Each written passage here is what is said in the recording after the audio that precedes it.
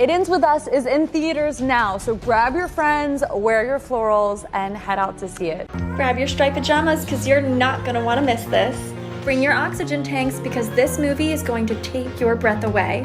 Wear your purple. This movie is so important because I'm in it and I get to wear my clothes and me and when there's me. The boots were mine. There's these great Louboutins that are also a close-up on them when we're dancing in the bar. Those are mine. I have a few of my husband's shirts and socks randomly in the movie. I have some of Gigi Hadid's sweaters in the movie.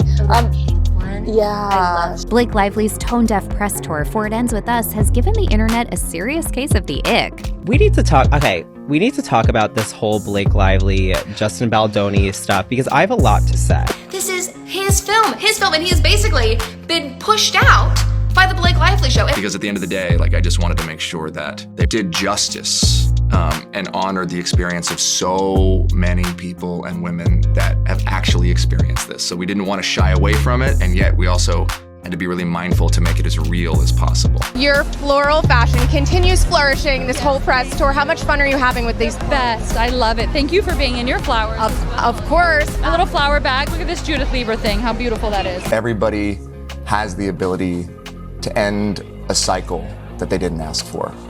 We can all say it ends with us in our life. First of all, congrats on your little bump. Congrats on your little bump. Blake Lively first rose to prominence playing It Girl Serena Van Der Woodsen on the iconic mid to late 2000s TV show Gossip Girl. Gossip Girl followed a group of filthy rich, privileged, elite teenagers at their fancy New York school and all the dramas and scandals they and their parents got themselves into, set against a backdrop of jaw-dropping apartments, or the whole building, expensive brunches, decadent parties, and designer bags. The hold that Gossip Girl had on anyone around my age back in the day was, let's just say it was a tight grip. And at the centre of it all was a young Blake Lively, who managed to perfectly embody the essence of Serena Van Der Woodsen, the Princess of Manhattan. Serena was the nice, rich girl, the down-to-earth, humble, rich girl, low maintenance and sweet despite her upbringing. Serena was a girl both stunningly beautiful and stylish, but effortlessly cool, with expensive tastes, but also laid back, the most popular girl on the Upper East Side, but still with time to spare for the outcasts. She was wealthy and privileged, but also warm, likeable and charming with messy cool girl hair. She was the ultimate it girl, and, by extension, so was Blake Lively. Sure, on closer analysis of her actions, Serena, like pretty much all the characters in the show, actually turned out to be kind of a terrible person, but Blake Lively had such charm and warmth and a sunny smile, not to mention how ridiculously pretty she was, that she made Serena such a sympathetic, well-loved character. The coolest of cool girls. The opposite of bitchy, try-hard Blair Waldorf, the other female lead on the show. Serena was cool because she was blessed, born different, just better than other people without even trying to be. And you couldn't even hate her for it because she was so charming and sweet and could make anyone feel special by turning her attention to them and acting interested in who they were. The legacy of fictional Serena Van Der Woodsen is one that has transferred onto Blake Lively. Blake Lively has kept her status as a cultural icon for almost 17 years,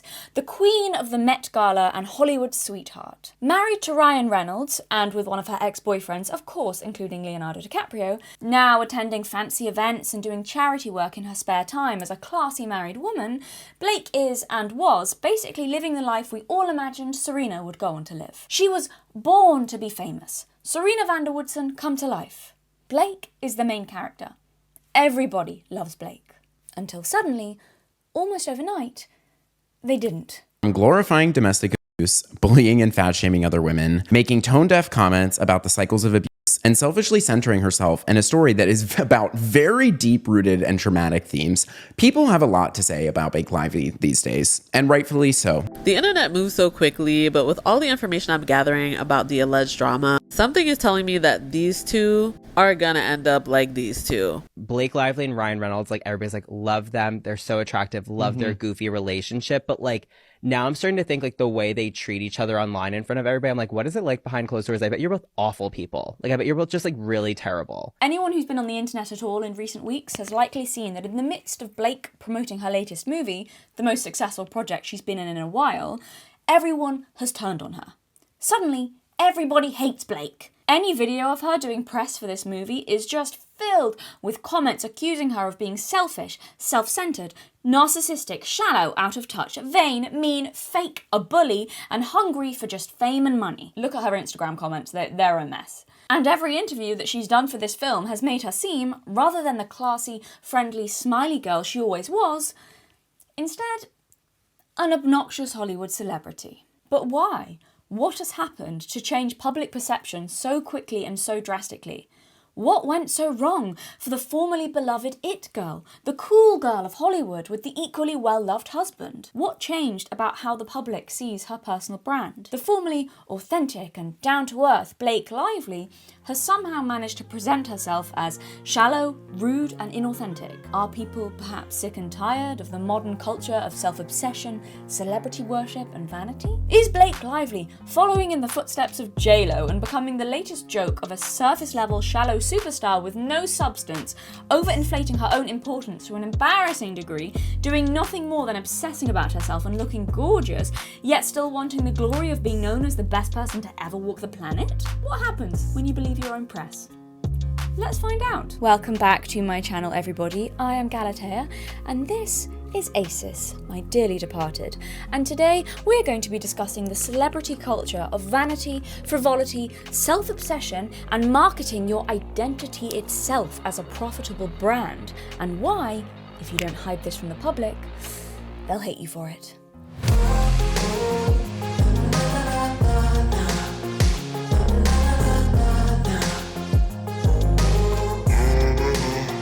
First things first, because I'm completely self-obsessed, everyone's got to give me 3 cheers, and you have to actually legally, in the comments, say congratulations for passing 100,000 subscribers.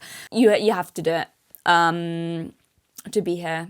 I demand nothing less than total adoration from everyone who watches my videos, just like Blake Lively. Thank you so much, everybody who has subscribed. This channel has finally reached 100,000 subscribers, which I don't think I ever thought that would happen. So that's pretty cool. Thank you. And if you're not subscribed, why not make it 200,000? Come on, you know you want to. Subscribe for more content. We'll have fun. We have fun here. Which is good. That's a good thing. I'm happy about that because my last video about nice guys was demonetized and age restricted. It's really annoying because the views were going up, up, up, and up. And as soon as it got age restricted, it just like flattened out. And then my subscribers as well, that like flattened out. So hopefully this video will do well. Yeah, help a girl out. So before we get into it, I'm gonna be extra careful with the words I use so I don't get demonetized again. We're gonna use, I mean, I feel like most people already know what these things stand for, but just in case. So DV, I'm gonna be using DV in place of domestic, something beginning with a V, DV. And then we're gonna be using SA for, I don't think I can say either of those words, for unwilling intimate relations. So DV and SA, we're going to be talking about that in the video. Not a lot, YouTube, not a lot, just mentioned in passing, just in passing. It's just not about that though, it's not about the film, that's what the film's about, it's not about that. We're talking about the press around the film, so don't worry, I'm not talking about anything, please let me earn money from this video. So yeah, that's what this video is going to be about, is about the epic marketing disaster that is Blake Lively for this current film. Well, it isn't a disaster. The movie's doing very well, but like her personal brand is doing terribly. Reputation not going well for Blake. So yeah, a lot of this is going to be talking about like what the hell's going on, what she's doing wrong, how she's coming across. So just to be clear, to clarify first of all, I don't think Blake is an evil, terrible person. Or rather, everything that she's shown on the internet doesn't necessarily show that she's an evil, terrible person. I think she's self-obsessed. Is it blown out of proportion? Yes, I do believe so. I think she's getting a disproportionate level of hate for everything that's happening. Is it still kind of her fault though? Yes, it is. It is her fault. My outfit, I'm grabbing my friends. It's Acis, he's here. I did what Blake told me to do, and I'm grabbing my friends, and wearing my florals. This does have faint flower patterns on it, this thing, and then the pink, you know. Grabbing my friends, wearing my florals, and talking about how much of a pig's ear Blake has made of what could have been an amazing opportunity to make herself even more beloved. How do you get something to backfire this badly? We're going to talk about it because I found this whole situation fascinating. So yeah, this video is more of a fun video than normal before I put out my more serious and in-depth Persephone video, which will be coming next very soon, which, good news, I managed to recover the footage. Remember my horrible data loss?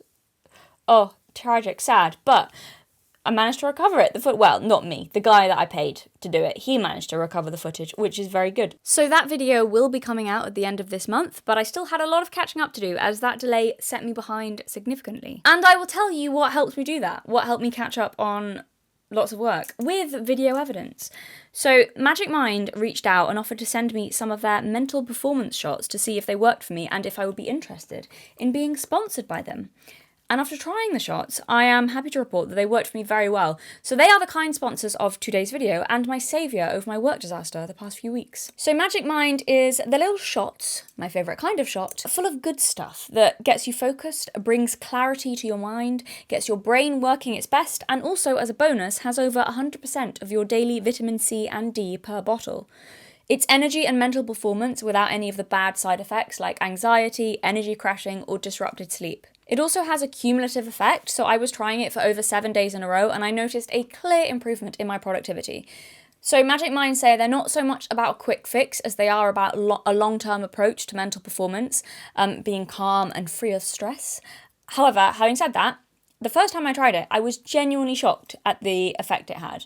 I had loads of work to do, but I wasn't doing it. I was just tidying, and I decided to have one of these shots. Thought, why not? And I'll just keep tidying because I'm just not in the right place to be able to focus on work. And I felt the moment it kicked in, I suddenly felt calm. I felt focused, and I just was like, right, I'm going to get on and do loads of work. And I did. I immediately got on the first time I had one of these and went and did loads of work, and it was brilliant. So I've always promised you guys that I will only accept sponsorships from brands that I believe have a good product to sell and deliver on their promises.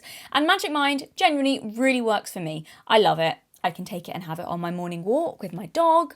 I mean, look, the sheep clearly wanted some of that Magic Mind goodness and were obviously jealous. So Magic Mind was developed for over 10 years to perfect the formula, backed by science. And Magic Mind uses nano-encapsulation technology, fancy, that makes their ingredients more bioabsorbable to the body compared to pills and powders, because the ingredients are only as effective as your body's ability to absorb them. And they're so confident in their product that they refund 100%, no questions asked, for 100 days after buying. So if you want to try it out and see if it improves your mental quality of life as much as it did mine, go to magicmind.com/Galatea and use the code Galatea20 in all capitals. That's Galatea20, which gets you up to 48% off your first subscription for the next 10 days, or 20% off for a one-time purchase. Thank you so much to Magic Mind for sponsoring this video and for helping me stay focused and calm.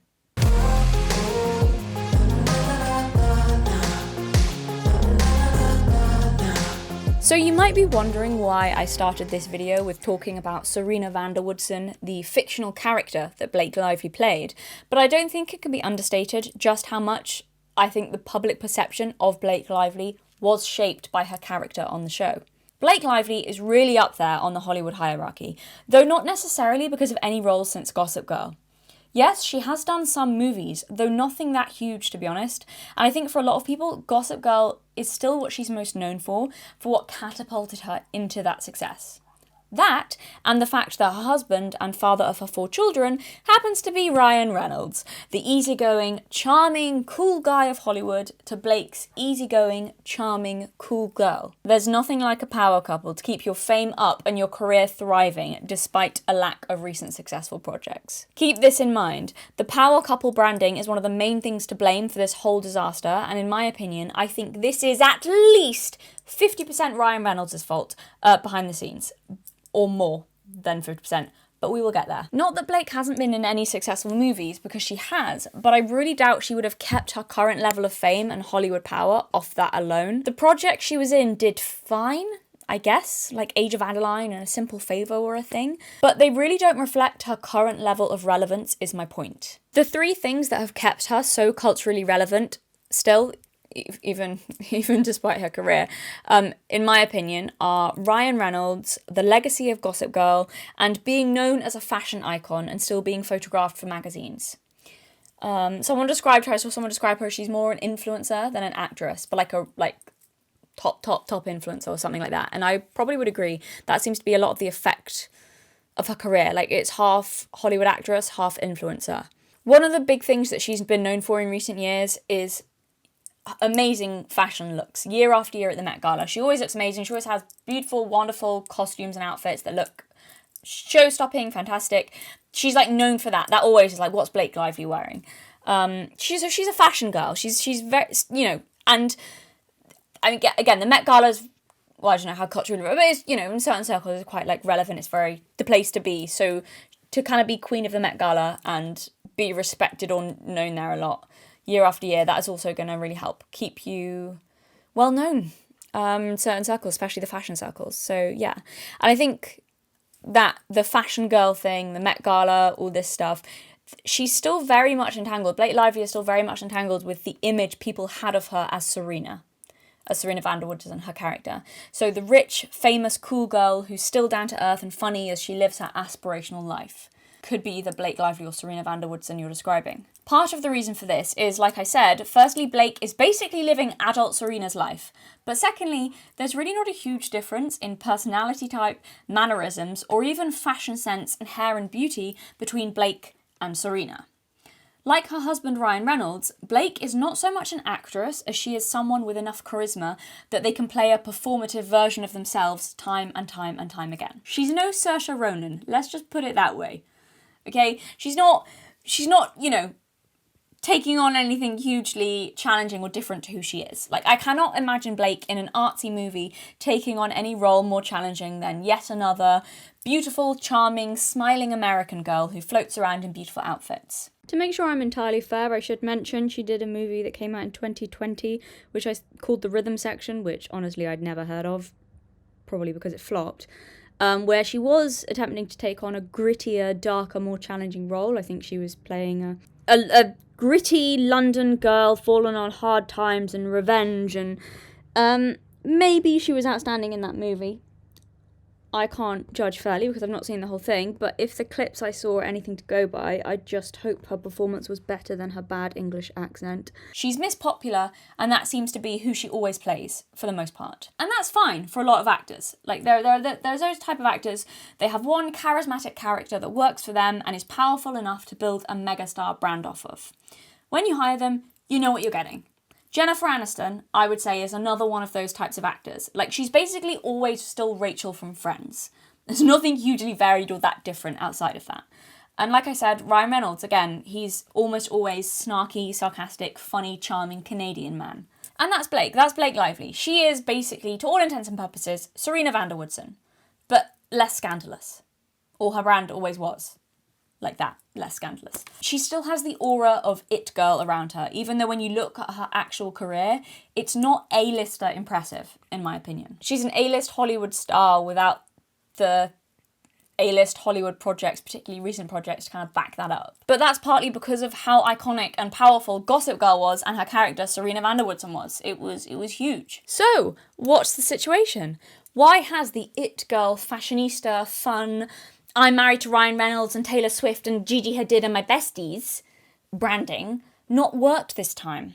Why isn't being Serena Van Der Woodsen selling it anymore? To answer that question, we have to talk about what her film, It Ends With Us, is about. For me, what was really important for the character was that you understood she was like a walking, talking contradiction. She could be artistic and overly expressive and fashion and fabulous, but she could also be like very grounded in utility. Wardrobe is always the way that I enter a character. I'm a very shy person, so if I look a certain way, then I can escape into that. Like even stuff today, I don't dress like this in real life, but like I'm having to like do interviews and talk, so I'm gonna wear like a crazy pattern and really crazy rings. Rings also are like my comfort blanket. It's just a very expensive comfort blanket. I should like Snuggies instead as a comfort blanket. Instead I like Lorraine Schwartz, which is a problem. The boots were mine. I love those There's these great Louboutins that are also a close-up on them when we're dancing in the bar. Those are mine. I have a few of my husband's shirts and socks randomly in the movie. I have some of Gigi Hadid's sweaters in the movie. Oh, that pink one? Yeah. I love How much time goes into each look? I mean, I don't really time it like that. It's a little chaotic. Like, I just have clothes everywhere and, you know. It's a natural thing. Organized, like Clueless. No, I wish. It Ends With Us is in theaters now, so grab your friends, wear your florals, and head out to see it. Now, from all the floral branding and PR and interviews that Blake is doing and gushing about all the beautiful clothes she got to wear and strutting about in flower outfits and talking about how this is a, quote, big, beautiful summer movie. This movie, I think that like when you see it, it feels like a big, beautiful summer movie. And having a giggle gaggle with Ryan Reynolds and Hugh Jackman in press interviews about the movie, trying to, for some reason, tie it in with Deadpool and Wolverine marketing. Why is Deadpool Wolverine sold out? I'm sorry, I got distracted back there. I feel offended, but we're not out yet. That's fine. I'm happy about that. You would be forgiven for thinking this is a girly, romantic movie about a lady who runs a flower shop and owns Givenchy sparkle boots, something that every normal florist can afford to buy, falling in love with a devilishly handsome brain surgeon, and they all lived happily ever after. You'd be forgiven for thinking that's the movie. Lots of people thought that was the movie. A lot of women too, apparently, some of whom were survivors of DV and SA, who found out while sat in the cinema that this was not, in fact, a girly pop summer romance flick. They realised that it was, in fact, a very serious movie about a woman who finds herself in an abusive relationship so bad that at one point she has to go to hospital. Because for Blake Lively, what she really wants to talk about when people ask her about this movie is the fashion. Well, this is Britney's Versace dress, 2002, the butterfly dress, and this dress meant so much to me. And Ryan Reynolds' husband, did you know that he's a husband? Oh my god, my husband's getting soaking wet in the rain. And her hair care brand, Blake Brown. And my hair care company, Blake Brown, my goodness gracious. And her alcohol brand, Betty Buzz. This is my first sip of Betty Buzz, right in front of Blake Lively. Here we go. Yes? Sparkling apple, ginger, sour cherry. Delicious. Okay, but talk more about it. And her famous friends, Gigi Hadid, Taylor Swift. Yeah. So my girlfriend Gigi's clothes, I was borrowing some. These for Taylor? I mean, honestly, she was with me on this experience the whole time, all throughout it. So like, she really lived this with me. And her designer clothes. Her designer clothes that she used herself in the movie. Her Givenchy sparkle boots. You know, the kind of sparkle boots that only an A-list actress could be able to afford. And her normal girl character she's playing, no, the Givenchy sparkle boots are a key part of the film. And they're Blake's. They really are owned by Blake. It's really important that she mentions that in interviews. Those boots. Those are my boots. Those boots are so good. Those are my real life boots. A lot of it's my real life clothes or my husband's clothes. So you might be starting to see the problem. Marketing like this works for projects like Gossip Girl, not so much for movies dealing with serious topics. All right, so she's self-obsessed, but Blake is just an actress. I hear you cry. She's got nothing to do with the marketing. Let's go easy on her. Wrong, she's a producer. She's a producer for the movie and appears to have a huge amount of creative control over the PR for this movie, as well as the creative control on things like the fashion and creative choices within the movie. And the main problem that started this avalanche of unstoppable hate is that Blake Lively is not giving the proper care and attention to the film. Blake Lively is not talking that much about any of the very dark but very real themes that a lot of people have experienced. Blake Lively is not handling the issue with tact or care. Blake Lively is not even really marketing this movie. Blake Lively is marketing Blake Lively. And her husband, of course. You know, Ryan Reynolds, Deadpool, that guy, yeah. He's a husband, don't know if you heard. And Blake Lively and Ryan Reynolds appear to be taking full advantage of a serious topic to do so. Forget about the message the film is trying to spread. No, don't look there. That's boring. Oh, that's depressing. No. Look at Blake and Ryan and how silly, funny, cool they are. Oh, don't you just love them as a couple? Aren't they adorable? Aren't they cute? Aren't they just always the centre of attention and need everything to be about them and how quirky, chilled, relatable they are? Welcome to the Blake and Ryan show. And lucky you, you've got a front row seat.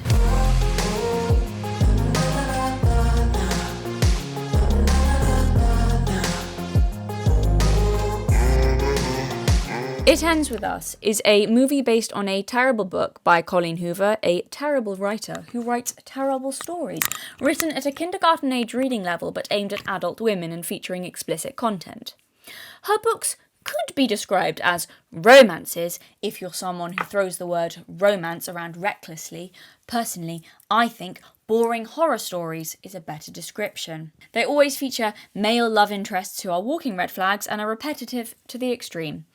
It Ends With Us is the only book where it is acknowledged in the story that the man is a bad person and the relationship is toxic, which is a step in the right direction, but the novel is still an insult to literature. If you want to know why I think that, I reviewed this book on my channel a few years ago. And no, Colleen fans, it isn't because I hate everything aimed at women, not every criticism is because of misogyny, but because I'm honestly surprised that Colleen ever got anything published, given her work reads like something an angsty 14-year-old who's never read a book before and thinks she's in love with Ted Bundy would write. The things horny people will push to the top of the bestseller list. Anyway, the actor Justin Baldoni apparently was suffering from a brain aneurysm at the time because when he read It Ends With Us, he thought it was the work of an unsung genius and immediately wrote to Colleen begging her to let him be the one to adapt her waste of paper into a movie. None of how I feel about how terrible the original book is relevant to this video, but I just wanted you all to know. And I just thought if this could affect me in this way, then I can only imagine what it could do for women and people who are in this situation all over the world. Because all of us have a situation or a pattern that we need to end the cycle of. To be fair to Justin Baldoni, he said the book's message of escaping a toxic cycle really spoke to him, so his intentions seem good even if I question his taste. From what I understand, Baldoni's production company bought the rights to it and he was heavily involved in bringing this movie to life, not only starring as Ryle, again, stupid name, the love interest with anger issues, but also directing the film and being its executive producer. Somehow or another, Blake Lively got involved, I think because Colleen Hoover was a fan, I'm not really sure, that seems to be one of the ideas floating about out there, because she's far too old for the role. That's not an insult, that's just objectively true. Lily is supposed to be 23, I think. Blake Lively is approaching 40. But Blake Lively plays the main character, Lily Blossom Bloom, who runs a flower shop. Yes, really, that's her name. And she sells flowers. Colleen Hoover's imagination knows no bounds. She's an untalented hack of a writer. I rest my case. Anyway, Blake plays the main character and also co-produced the movie. Here's where the drama starts. During press for the movie, people noticed that though Blake Lively and the rest of the cast were doing promos together, Justin Baldoni did all of his alone. He and Blake seemed to actively avoid each other at red carpet events and the like. People also noticed that though Baldoni followed a lot of the cast members on Instagram, none of them followed him back. And then leaks and rumours started to come out. Apparently, Blake and Justin, both being co-stars and producers of this film, had run into some creative differences. Some sources reported that Blake Lively had gone behind Baldoni's back and gotten the guy who edited Deadpool and Wolverine, her husband's movie, to edit her own cut of her movie, and there are conflicting accounts of whose cut they ended up using. It's commonly believed Blake's cut of the film was more light-hearted and that test audiences preferred Baldoni's, but I'm not really sure. Allegedly. It's all a bit confused, that aspect of it. But basically, it seems this is where Ryan Reynolds and Blake Lively, in their quest to inflate their own personal brand as a power couple, began to overstep and take over what began as Justin Baldoni's passion project. Remember, he's the guy that wrote to the author in the first place and said, I want to make this a movie. And then his production company took it on. And then he starred in it. That's important. It's also speculated that Lively and Baldoni disagreed on how best to market the movie, with Blake Lively seemingly wanting to capitalise off the success of Barbie and present it as a girly pop movie, and Baldoni wanting to stay true to the core message of the film. DV. There's a lot to back this up with the way that they've both gone about promoting it and the totally different tones of what they are uploading to social media.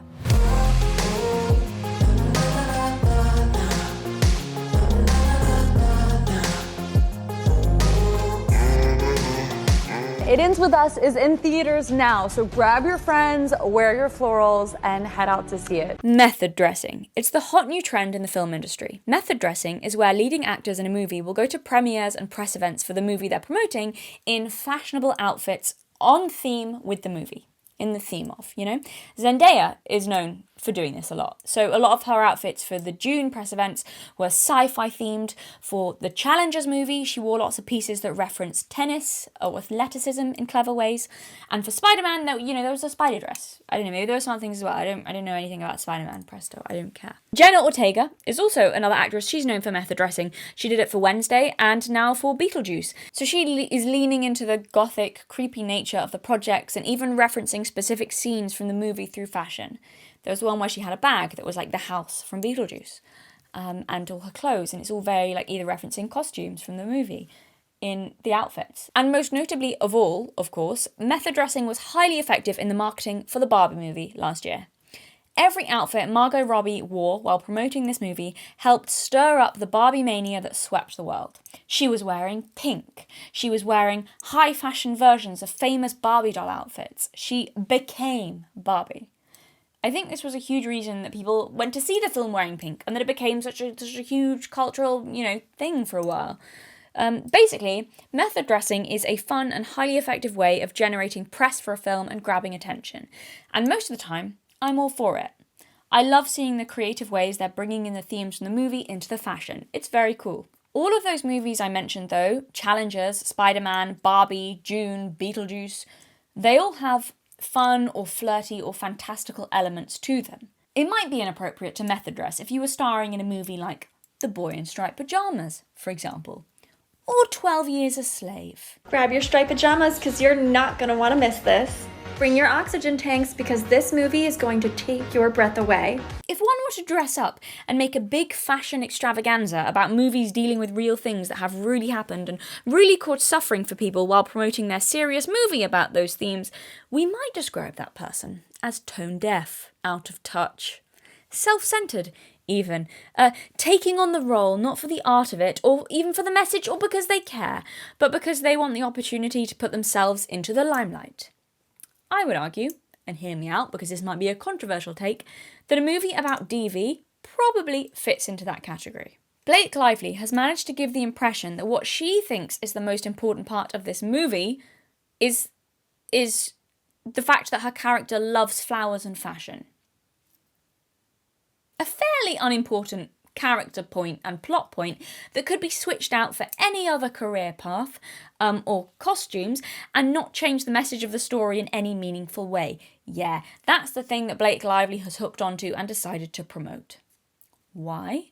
Because girls love flowers and we want the girlies to see the movie because they'll bring in the money, obviously. If we pretend that it's the big beautiful summer movie and a rom-com about love and romance. I just really loved those patchwork jeans that you have. Magnolia Pearl. Oh, yeah. Those are my real life jeans. Yeah, a lot of that is your stuff. The boots were mine. Oh, I love those there's these great Louboutins that are also a close-up on them when we're dancing in the bar. Those are mine. I have a few of my husband's shirts and socks randomly in the movie. I have some of Gigi Hadid's sweaters in the movie. Oh, that pink one? Yeah. I love that. She has so she has this line, guest in residence, but also she would run out and I would be like, I want this one because all the really cool patterns and whatnot. So she was like, I have that, you can wear mine. So some of that and yeah, I don't know, there's a lot of my stuff. In short, this has been less a press tour promoting It Ends With Us and more Blake's personal fashion show. Which, again, worked perfectly fine in the past. She's known as a fashion icon. She always gets compliments on her beauty and wonderful outfits. She always stuns at the Met Gala. And as Serena Van Der Woodsen, everyone loved when she turned up everywhere looking super stylish. So why wouldn't people appreciate her fashion talents now? After all, she did all the clothes for the film herself. Most were her clothes, or her husband's clothes, or her best friend, supermodel Gigi Hadid's clothes, as she's told us in interviews several times. Blake decided what her character would wear, and that's clearly something that she's really passionate about, is the fashion and her artistic talents. Blake is very keen and quick to talk about what she's wearing. Well, this is Britney's Versace dress, 2002, the butterfly dress, and this dress meant so much to me. I don't know, Britney has just meant so much to me forever. I'm a forever Britney stan. And so when this dress was available, I was like, yes, I need it. And I've had it, for almost a year now. And I've been saving it for this 6 months. But yeah. No, what an incredible summer you're having. I feel like you poured a lot into this movie, but then you turned around and you were just as supportive of Ryan. Yeah. What is it like to... And my hair care company, Blake Brown, my goodness gracious. It's been crazy. It's been a crazy week. I haven't slept in like a lot of time. Summer going to be especially special just because of all that it is. I keep looking around going like, remember these moments. Like these are the moments at the end of your life where you're going to look back and say, wow, how beautiful my life is. So she made a big deal when she went to one of the press events in an old Britney's iconic Versace dress that Britney Spears wore. She was like, I'm wearing Britney. Or Lorraine Schwartz's rings. That was a big thing. The rings. That was she talked about her rings, the love of the rings. Or her own Givenchy boots that she wore in the film. And there's a nice shot of it in the trailer because she really wanted people to appreciate her style. You know, and that would all be fine. That would all be fine if not for promoting a movie about a serious topic. It doesn't help her in the eyes of the public not look out of touch. She's supposed to be playing an ordinary woman on an ordinary budget, dealing with an relationship. This is not a woman who can afford the designer wardrobe of A-listers like Blake Lively and Gigi Hadid. Are we seeing the problems here? Like, why it's just she just looks even worse. Blake is only making it seem even more like she cannot relate to normal women and like she isn't even trying to understand everyday struggles. Never mind more serious struggles about serious toxic relationships. She's kind of coming across like she's not even trying to make the film realistic or the character realistic because she doesn't care. It's not about telling the story of an ordinary woman and her struggles. It's just about fitting as many beautiful clothes and cool outfits into the film as possible. In particular, her cool clothes and outfits. It's her. Look how fashionable I am, Blake Lively. I'm kind of a new character, Lily Bloom, but I'm not. I'm really Blake Lively. Look how fashionable I am and how amazing my wardrobe is. It seems to be about that, fitting as many of the clothes, beautiful clothes and cool outfits into the film as possible, even if there is no way the character could afford any of that or that she would wear any of that. It just seems to be so everyone can gush about how fashionable Blake Lively is. Blake Lively is certainly gushing about how fashionable Blake Lively is. Look, and I'm not necessarily saying that that's how Blake is. I'm saying this is how she's coming across. This is why it's a marketing disaster. Also, look, it just would have been so much smarter and shown so much more creativity, by the way, if she had trawled... you can still get creative with it. If you just trawled secondhand shops to get an eclectic range of affordable clothes for Lily. And again, the character, I mean, she's not in the film, but she's supposed to be 23. Eclectic, artsy clothes. Like, if you want to show off your, like, fashion taste, just... you know, you could, yeah, it's just very out of touch. And again, doing that, there are some films it works for, that it's a bit, like, ridiculous, that you can have a normal character dressed in, like, designer fashionable clothes, and you're just like, yeah, but I don't care, because it's all about the fashion, and I love it. And that's fine, if it's not for, like, a really serious film about a really serious, ordinary woman's struggles, and you just seem like you're out of touch and not relating to it, that's a problem there. So she could have done that, gone to, like, secondhand shops, and got loads of really cool eclectic stuff for Lily, and that are affordable for the character, but then they wouldn't be her clothes, and Blake does seem to want to make it about her. That's the other thing as well, the character she's playing, I reviewed the book a few years ago on my channel, it's not a good book, whatever. But for this film, the character she's playing is supposed to be 23, I think, like early 20s. Blake is 38. Now, I know they aged up the characters for the movie, but because this is a movie about a bad relationship and DV, I don't think it helps Blake's case, because she's a producer as well. It's like, I feel like a lot of the feeling is, again, in terms of her trying to make it all about her, it's like you should have hired a younger actress more suited for the role. But also there's a huge difference between the dynamic of a 23-year-old in a DV relationship with a man about 10 years older than her, and a 38-year-old, or however old Blake is, late 30s woman, in a DV relationship with a man only a couple of years older than her. To be clear, both situations are bad, but it's just kind of a different story. I feel like it's a weird choice aging the characters up so much, because it just kind of changes the character. Like, there's a huge... I don't know how. I know they said they aged the characters up, but there's a difference between changing a character from a teenager to someone in their early 20s, to someone in their early 20s, to someone almost 40. Like, there's a world of difference. I don't think you can just translate that, because someone... and people as they are in their early 20s are so different to how they are in their early 40s, how they deal with things. Like, then there's a naivety level there. There's a power dynamic in terms of a huge age difference as well in this relationship. It just changes a lot. Well, I feel like it was a choice only made because Blake wanted to star in the movie. See, she's not helping herself with all these things adding up. So maybe you're thinking, okay, a little bit out of touch, but I still don't get why you said everyone hates Blake Lively. Like, okay, maybe that's like annoying that she made it her fashion show and will only talk about the fashion rather than the serious themes. But is that enough to, why is everyone suddenly turned on her? Yeah, no, it gets worse. So, I mean, that's all pretty out of touch. It's not great. Not the best marketing move. However, more is to come. During her floral press tour for this movie, every chance she gets, she is using it to promote her own personal brands that have nothing to do with the film or the cast or other people who worked on it. Her own personal brands. Her alcohol brand. And in the middle of all this, in the middle of this whole thing, launching her new hair care range. And I mean, there were pictures of her promoting her hair care range, launching her hair care range in the same outfit I've seen her in press tours on. So it's like, she's mixing it all up. It's the same thing. So it's tone deaf. It's almost like she's taking advice from someone who wants to sabotage her career and make her one of the most hated women in Hollywood. What was she thinking? There are a few examples of this. One that I saw that I just thought was really like weird. It's so like tone deaf. Like, I'm just like, how is it? It strikes completely the wrong note. I'm just watching all this unfold going, it's so awkward and bizarre. There was one case of this where it was just weird in the middle of an interview, and there's a few examples of this, but in the middle of an interview, while the rest of the cast are there, by the way, so it's not just her, there's like several other actors, which this is just incredibly rude and disrespectful to all of them, for one thing. In this interview, not a solo interview, an interview with the rest of the cast, Blake and the interviewer, they go off on a tangent about her drink product. He's like drinking it and she's like, yeah, I made this flavour, is it great, is it good? Like during an interview where they're supposed to be promoting the film and all the other cast members just have to sit there waiting for Blake to stop shilling her own alcohol brand in the middle of a really serious film about DV. Unhinged. It's just bizarre. This is my first sip of Betty Buzz right in front of Blake Lively. Here we go. Yes? Sparkling apple, ginger, sour cherry. Delicious. Okay, but talk more about it. What are the notes? I got a little bit of apple. It's a little tangy, but in a good way. It's got a nice aftertaste. It tastes like a fall day, like you're in New England. You're going like picking pumpkins. Yes, that's why I created Maybe in Boston at a flower shop. Yes.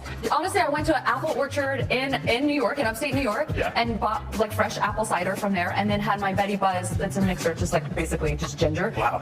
Like a ginger beer, but like real, not sugary. It's really good. And then I mixed the apple cider in that, and then put a little cinnamon on top, and squeezed some cherries. And my family was like, "You need to put this in a can," and I did. And he literally just described the day that I created it. That's awesome. I'm so happy. It's like an experience. I want to take like an experience in a can, like Willy Wonka, like an everlasting gobstopper. So there was that. She also promoted, so that's, I think that brand's called Betty Buzz, her alcohol brand. She also promoted this brand, Betty Buzz, by setting up, I don't know if it was, she said it was her, or it was like her people or whatever, it was, but it's all over her Instagram. They set up a Betty Blooms. So, like, her brand is Betty Buzz, her character's name is Lily Blossom Bloom. They set up a Betty Blooms for her alcohol brand in direct reference to her DV movie. Her movie about DV. This is what I mean. It's not just that she happens to be talking about these things aside from the press tour. No, this has become, like, part of the press tour is promoting her own personal brands. To the point where it's Betty Blooms. And they've got this whole Betty Blooms, like, flower shop thing for her alcohol brand that's also mixed with her movie about serious things. It's strange. They had, I believe it was a press party where the drinks, they made cocktails using Blake's Betty Buzz brand, obviously, but they named the cocktails things like Rile You Wait, which was named after the violent husband. Wonderful. That people would obviously take that well. And another drink called It Ends With Buzz, in reference to the name of the film. So the cocktail called It Ends With, for her brand. Part of me is I think someone hates her. Whoever told her to do that hates her and wants her to ruin her career. Like, what evil fairy godmother did she come across? Seriously, what deal did she make with, what devil's deal that has come, genie's wish that's come back on her and turned bad? She made a wish. I wish I could be the most famous, talked about woman in Hollywood while I make this film, and just like come out all twisted and then something. What the hell? It just seems that apparently Blake isn't even pretending to take any of this seriously and wants a fun giggle-gaggle party where she can promote her products. It didn't help that, of course, that as soon as this became public knowledge, the whole alcohol thing, promoting her brand, the part with like her, oh my god, it's all about her. It's just all about her. That as soon as that hit the mainstream and became known, it really didn't help that loads of people then decided to, of course, point out that most cases of DV happen when alcohol is involved. And then she's like promoting her own alcohol brand as part of the movie and calling it quirky things like It Ends With Buzz. Which It Ends With Us is a reference to the DV as well. It's just so tone deaf. It's bizarre. Like if she needed to come across any more self-absorbed and just out of touch. Who thought any of this was a good idea? It's kind of insane. There was also, so again, to add more to like how badly she's coming across and how it seems like she's taking this thing so frivolously and facetiously, like she doesn't care, she's taking it so lightheartedly. There was this interview question which went viral. Most of us, if we're lucky enough to run into a celebrity in public, we only have a few moments to maybe speak with you guys. But for people who see this movie, who relate to the topics of this movie on a deeply personal level, they're really going to want to talk to you. This movie is going to affect people and they're going to want to tell you about their life. So if someone understands the themes of this movie, comes across you in public, and they want to really talk to you, what's the best way for them to be able to talk to you about this? How would you recommend they go about it? Like asking for like my address or my phone number or like my location share. Or I could just location share you and then we could, I'm just curious. Just social security number. I'm a Virgo, so I'm like, are we talking logistics? Are we talking emotionally? It's giving let them eat cake. What would I do if one of those grubby little ordinary women came up to me, the Blake Lively, with stories about their problems and experiences with DV? I would spit on them and not give them my address, that's for sure. What a preposterous suggestion. As if I'd ever be anywhere with women who are actually dealing with the problems I made a film about. Ugh, gross. To be clear, I don't think that's necessarily what she means. And if this was the only example, I would say that it's an awkward question, that it's an awkward answer to an awkward question that came off wrong. Like, in a vacuum, it's like a moment. Like, I watched that one, oh God, that's awkward. That comes off really badly. But in a vacuum, I think people, maybe people wouldn't, but I feel like she'd be given more the benefit of the doubt. I'd give her the benefit of the doubt. You know, he phrased the question really weirdly. It is a weird question. And it seems to be that she was just trying to make a joke. It could be one of those things where it's like, someone made an inappropriate joke at a wrong moment and it came off really badly. It didn't strike the right tone. But that doesn't mean they're terrible and they don't care. It just means they made like a bad joke. And, things, I think it's that on top of everything else that is giving people this perception of her. That's why it comes across really like she doesn't care, because everything else as well as that. And that's, like I said, it's how she comes across. It's not the worst thing in the world, but with everything else, as I said, it made people hate her even more. It just seems tone deaf, snarky and shallow. Like she's above you all, she's kind of sitting like she doesn't care. It's bad. I'm not saying she's like that. I'm saying this is why like media training is so important, because you got to be careful about giving off the wrong impression. And the look on her co-star's face as well, that went viral, because everyone seemed to point out, and it just seems to reveal, the look on his face, it just seems to reveal, like, perhaps this isn't the first time it's been the Blake show. Or she's been obnoxious answering something, he just looks really done. And again, might just be a coincidence, but it's just that with everything else, his look on his face was kind of, I felt, probably how most people felt listening to it. So it's not making her look good. And I kind of feel like almost she maybe was trying to, other people have said this, like she was trying to give a Ryan Reynolds answer, like be funny like he is and not be serious, which, okay, that would be fine if she wasn't promoting a serious movie, but Ryan Reynolds is like the most unserious person, and you shouldn't try to emulate how he behaves when you're talking about like a really serious movie. He's Deadpool. This is why I think loads of this is Ryan Reynolds' fault, genuinely, but we'll get to it. This is just yet another thing that makes her come across as incredibly obnoxious and out of touch.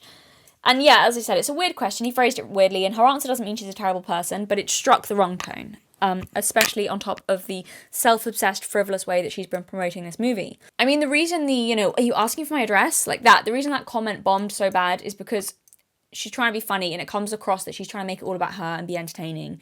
Like I said, the Ryan Reynolds sarcasm method. Like, it doesn't just seem that she's flippantly answering a question, although she is, but in the context of everything else, it's coming off bad. But to be fair to her, she does then go on to properly answer the question. Yeah, what's been beautiful about this movie is that, like, unfortunately, we all know at least someone, but we normally know, like, a lot more than some ones. We know some manys who have experienced this. And the beauty of this has been to see people and to see this movie alongside women who haven't experienced this, thank goodness, go, whoa, I fell in love too. I saw the red flags, but they didn't look red. They looked kind of fuchsia and cute. But like, you know, I ignored them and I see why. And the story is told with such empathy that I feel like this movie can be healing, it can be a cautionary tale, and it can also and it can be inspiring. So I think that the movie itself and Colleen's work itself does that work. And for anyone, if anyone ever comes up to you and says that your work meant something to them outside of just having that collective experience in a theater where you laugh and cry and feel together, like what a blessing. Like what, you know, the fact that we get to do this and it gets to mean something is like, yeah, it's really significant. This movie, it still makes me cry. Yeah, there are still moments but I love these characters so deeply, and I'm so proud of the work that we all did in this movie. And that's, you know, every single member on screen, all the people off screen. It was such a collective effort to get what you see on screen, and I just feel so proud of it, and I love it so much that it feels yeah, just like a baby of mine. Like I couldn't love it more. So in that same way, yeah, to watch it grow and watch other people like it, and like, you know, it's just great. It's beautiful. Also, the thing is, like, I've seen Blake talk not that seriously, because what's quite annoying is she's almost always really vague about the topic, and we'll get into this later where I show clips of how Justin Baldoni will speak about the subject matter of the film. Blake, she dances around it. She's never really direct. She never like explicitly really says. She'll be like, oh, difficulties. She'll talk about multitudes, and she'll talk about the full spectrum of the female experience, and like, but so she doesn't really give many like in-depth things that I've seen, and I've seen long interviews with her as well as short clips. She rarely talks about the deeper meanings in the film, but when she does, even in this case, so yes, she does go on to kind of give a more serious, sincere answer to the question. But, and maybe I wouldn't feel like this if it hadn't been for like everything else that she's been saying and doing, but on top of everything else, it's like, why even answering seriously does it seem like she's making it all about her, and it's all about like, oh, the work I'm doing and I'm so proud of this film. And when you see that compared to how Justin Baldoni speaks about it, and he always talks about the actual serious subject matter and the things that people go through, and like he makes it more about that, it still just seems very like, oh my god, Blake is coming off like, and that is what I believe, to be honest. Like, from seeing all this, I'm like, she's probably just really like a self-obsessed person and a nightmare to be around. Like, she's still giving the self-obsessed high school cheerleader mean girl vibes, and you'll see more of the mean girl go later. But it's just a bit. I think she needs to grow up. But even in a serious answer, it seems that she still has to make it kind of like give herself give herself subtle compliments even while talking about the subject matter. She doesn't really talk about the women who've gone through this. It's like me, I, and you'll see is how many times did she say me, I in talking about that. I'm so proud of this. I've put everything into this. I'm proud of this project. It's all about her, to the point where I think she's so used to that she doesn't even realize it. Like, the question was literally trying to engage her in talking about survivors of DV, people who've gone through that, and she's still, I think, completely unconsciously, I think she must just be that kind of person that is so ingrained in her.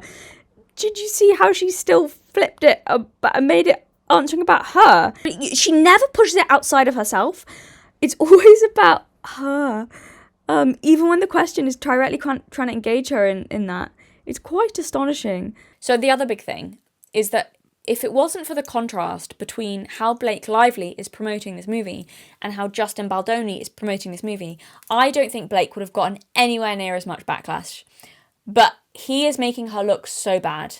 It's the contrast between them that you see him and how he talks about it and is promoting the movie, and then you see Blake, and he is just making her look terrible without having to mention her once. He's winning this. Like, she looks so awful in comparison to him. So I'm now going to read some of Blake's Instagram captions and contrast them with Justin's so you can get some idea of what I mean. So when I immediately went on their Instagrams to check, Justin Baldoni has a link to a DV help stuff in his bio. First thing you see when you go on his Instagram page. And first thing you see when you go on Blake Lively's Instagram page, the only links she has are ones to her brands. Her, like, Betty Buzz brands and hair care brands. So already, right off the bat, you can see the comparisons people are drawing already. So should we read some of Blake's Instagram captions? Oh, it's bad. I mean, it is just an insight into what she cares about the most with this film. And it doesn't mean that she's an evil person, but it means that it really is, you can just see what she clearly cares about with just everything she said on her Instagram. So this was from a while ago, one of her first posts about when the press tour was starting. Her caption was, "A month of flower fashion has begun. Let's be real, I only do these press tours so I have an excuse to scrapbook, bake, and make flower arrangements while laughing with my friends. Let the joy begin. And then she's tagged loads of people for, like, letting her borrow their clothes. Giving you all the full Lily Bloom style in real life. Okay, contrast that. You might be thinking, oh, maybe that's not so bad. No. You go on Justin Baldoni's Instagram. It's a clip from an interview. And the caption is, we all have the power to say it ends with us. If you or someone you know is seeking resources, contact, and then at no more. Can you see how this is shaping up to be? Can you see why it's she's gone, a month of flower fashion has begun. I only do press tours to have an excuse to make flower arrangements and scrapbook and giggle gaggle with my friends. Let the joy begin. And he's like posting an interview clip of him talking about DV and saying, we all have the power to end the cycle. So bad. She's looking terrible. The captions are so long and it's all about the fashion. I can't. Oh, God. Yeah, and then she links, okay, we're going to get to this, but she's linking constantly and her trying to link in the Deadpool marketing with it. So she thanks everyone for, giving you all the full Lily Bloom style in real life. And then she tags those people. Thank you for letting me borrow your clothes, whatever. Feminine and masculine, maximalist and minimalist, excessive and utility. A woman who is all things all at once. That's her describing the fashion of her character. But it's fair because I was his inspo for Wade Wilson in at Deadpool movie 3. I guess we'll just have to wait and see.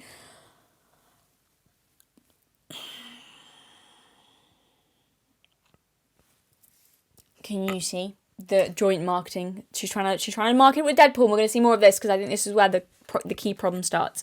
She's trying to make it a whole Deadpool thing. Oh God, another one. Her in a dress. The closest I'll ever get to my sugar plum fairy dreams. Colleen Hoover lighting up the place like sunshine, the most joyful patterns and colours. And I had a ball. Nothing about DV that I've seen. And then another one that's talking about her. I always thought I was a florist, well before playing one.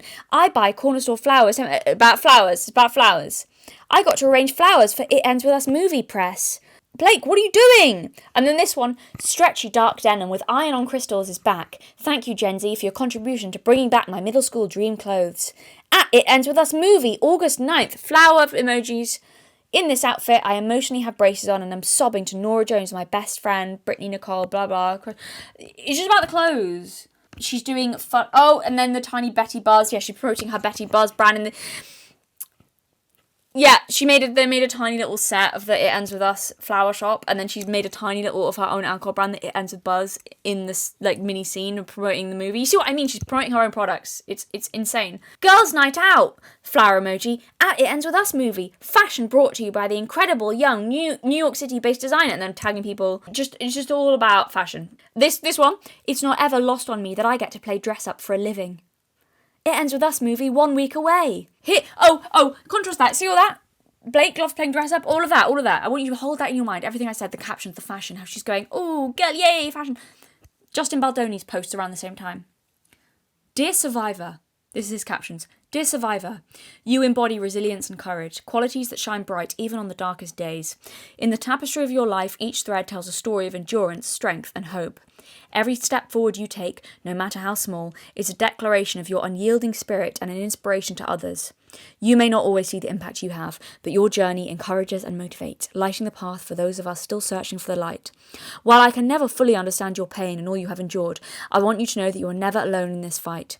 We are with you. You are not just surviving, you are thriving, and in your thriving, you inspire us all. May your journey forward be filled with moments of profound peace, and may you remember that as you fight for joy, you are liberating us all, sending you gratitude, strength, and love. # Survivor Love Letter. She looks so bad. And then another, he captions out, we are proud. So she's posting about the fashion and promoting her own brands. He's hosting Zoom calls with survivors of DV and SA. We're proud to present a powerful discussion on the critical issues of DV and SA, inspired by the feature film It Ends With Us from Wayfarer Studios and based on the New York Times bestselling novel by Colleen Hoover. Yeah. This conversation with DV experts and survivors discusses the film's themes and their real-life impact. Plus, Justin Baldoni, Man Enough podcast co-host and director and co-star of It Ends With Us, joins the round table to add his insights. And while Blake seems to be making herself the centre of attention, like everyone has said, it's just all about her. The fashion, the clothes, oh my god, I get to be Lily, ooh, pretty. Again, Justin Baldoni, At Justin Baldoni, director and star of It Ends With Us movie, shares how he created a film that portrays a realistic depiction of DV. Quote from him, "I wanted to make sure this film always had a female gaze and I was never putting myself into it." Either he really, really cares, or he has insanely good levels of media training and knows exactly how to make himself look fantastic and how to make her look terrible. It's so bad. She just sounds terrible. Oh my God, literally saying, I only do these press tours so I can dress up, and I've not seen her really once properly seriously talk about this stuff, apart from like the fashion. That's not, it's ridiculous. Can you see? And then, yeah. I think she's just too used to being Serena. Like, she's been Serena her whole career, and characters like Serena, and being known as the fashion girl, and been admired for how pretty she is and how well she can do fashion.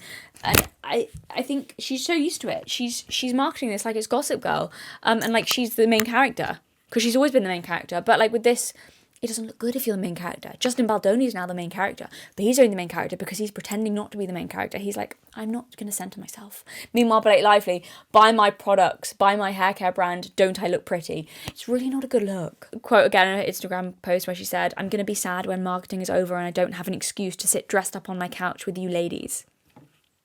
Can you see why I'm saying that Blake did this to herself? I think the hate is disproportionate, the level of hate she's getting, but can you see how she's completely just doing this to herself? Like, he makes her look so bad. I don't know how they didn't go into damage control and solve it. Maybe initially I can understand, you're like, oh, this marketing's going badly. She's not fixed it. She's not solved it. She's not done anything. It's like, I don't understand how you can continue to let him make you look so bad. I mean, she's making herself look bad as well, but it's insane. Yeah, It Ends With Us alcohol party. There seems to be no grace, no extending it out to charities or others to help out. She just seems to be using this whole thing as an excuse to impress her rich Hollywood friends and as a status symbol, and host like press stews using her brand and her hair care product, and like, it's all about me, it's Blake, come see for my new movie, and you know, my brand is like hosting it, and isn't it wonderful? Don't you look gorgeous? She like the flowers, isn't it amazing? I did all the fashion, by the way. I'm Blake Lively. It's very like Keeping Up with the Joneses Hollywood edition. She's coming off like a social climber, and it's not good. People are like saying as well, because she's like best friends with Taylor Swift, that because Taylor Swift is an icon, that she's kind of trying to create that about herself, but very different circumstances. And it's not just their social media posts that are showing a distinct disagreement and rift in the way that Baldoni and Lively are going about promotion for this movie. As soon as rumours of a feud over the marketing leaked, everyone has been analysing, of course as they would, the different ways that Baldoni and Lively are promoting the movie. And as I said, let's just say he's making her look really, really, really bad. Like about the female emotion, and it's just like hysterical women.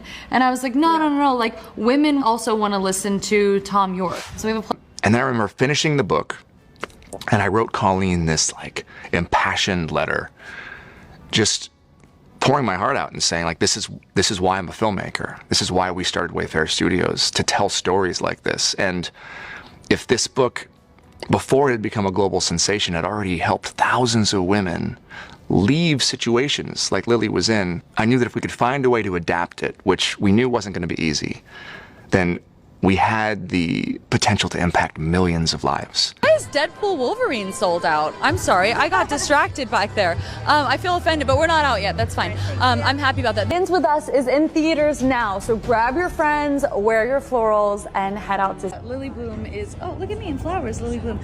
It's neoprene. They just like go deep sea diving. So our friends at No More, I'm wearing their pin right now, they were the ones who really worked with me to help me make this film as truthful as possible. And really crazy rings. Rings also are like my comfort blanket. It's just a very expensive comfort blanket. So my girlfriend Gigi's clothes, I was borrowing some... Wait, that's kind of amazing. So you have something of Gigi's in the movie. Yeah, it's like a wedding, like something old, something borrowed, something blue, something new. Wait, which one? Now I want to think of the scene. Oh, I'm wearing her stuff all over.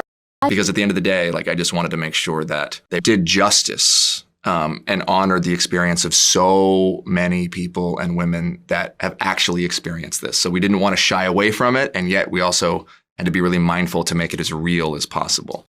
Lively's followers, meanwhile, were mystified about why the domestic violence depicted in the movie was never addressed in a particular video on her account. In the clip, she and her co-stars Isabella Ferrer and Jenny Slate joined Colleen Hoover for a discussion about topics including body alterations and zodiac signs. At the end of the chat, though, Lively had a realization that made some viewers feel she wasn't taking the topic of abuse seriously. You guys, we talked about our movie Not At All. Thanks for joining us. In theaters, August 9th. the one thing you want people to take away from this project, what would you say? Hope. And that everybody has the ability to end a cycle that they didn't ask for. We can all say it ends with us in our life. Your floral fashion continues flourishing this whole press tour. How much fun are you having with these? Best. I love it. Thank you for being in your flowers. Of course. A little flower bag. Look at this Judith Lieber thing. How beautiful that is. Hello, I'm Blake Lively. And I'm Isabella Ferrer. And today we are going to make flower arrangements. This video was one of the most insane promotions I've ever seen for a hard-hitting film about serious topics. This is mental. They're flower arranging. Her and her co-star are flower arranging. And they talk the whole time. It's just inane chatter about, oh, what is your favourite clothes from Lily's wardrobe? What's this? You know, flower arranging. Oh, what is it like growing up in New York? And they just have a giggle gaggle and a chitter chatter and talk about Britney's dress again. I'm not surprised some people went and saw this movie not knowing what it was about, because if I'd just seen like promos like this, they did not mention DV once. They didn't even mention hard-hitting topic once. I would genuinely, never mind not even mentioning DV, they didn't mention hard themes. If I saw this, I would think, I think it's a fun summer flick with like flowers and oh, what's that? It looks gorgeous and beautiful. Genuinely, I would think that. They don't once mention it. It's all about either the wardrobe and fucking flower arranging. It's so dumb. That's not what the film's about. It's just, you see how, like, the way that they're promoting it is just so insane. And then, as if Blake couldn't look even more out of touch, she then goes on, in their promotions for a DV movie, she goes on, like, this long story about Karl Lagerfeld sending her mother flowers. And it's just, again, the Blake Lively show is one, as I'm editing this, the more I've had to trawl through clips and find clips of this video, the more I dislike her. I didn't like her.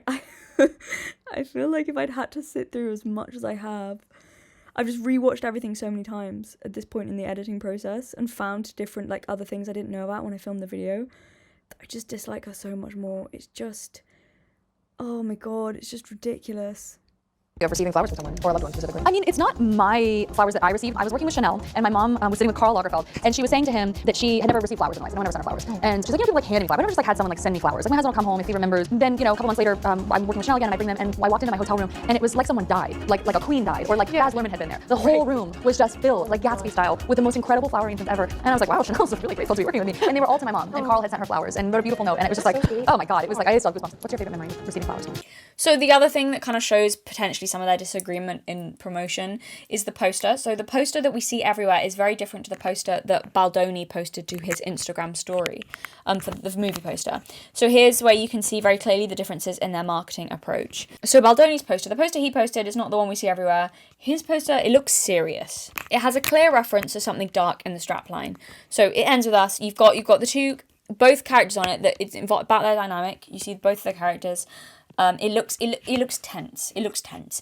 It has tones of romance and sexuality in it, but also danger and fear. You don't like. Is it romantic? Is it sexual, or is this dangerous? Like, what's going on? His mouth is near her neck, which could go either way. You know, but she looks unsettled. Like, is he about to kiss it, or like a predator tear out her throat? That unsettling. What's going to happen is more accurate to the tone of the story, to the message of DV, and the dynamic between the characters is my point. And the strapline, again, the strapline is a clear reference to a serious film and something darker. His strapline is, we break the pattern, or the pattern breaks us. And the movie title, it ends with us. Okay, so you're like, this is about something serious. The poster that was mainly used, which appears to be the one that Blake Lively really likes a lot, and that's her whole marketing theme. So her poster, as you can see, it's just Blake. Just her name on the poster. The other poster had her other co-stars' names on. This one, just Blake Lively. Just her. Smiling with flowers. Look, this looks like a rom-com. And then it's got, it ends with us. And the strapline on that one is, we love, we break, we pick up the pieces. So that's a bit more vague. I mean, yeah, it sounds like there's something maybe going on, but you're like, oh, maybe it's an inspiring story of like overcoming, or we love, we break, we pick up the pieces. It sounds maybe more like it could be a love story. It's giving like a girly, fun, summery, Barbie, romance, flowers, ooh, wonderful, girly flick, a big, beautiful summer movie. So with one of these posters, you would walk into the film with some idea of what to expect. And with the other, you'd be blindsided. One is shallow, and one is substance.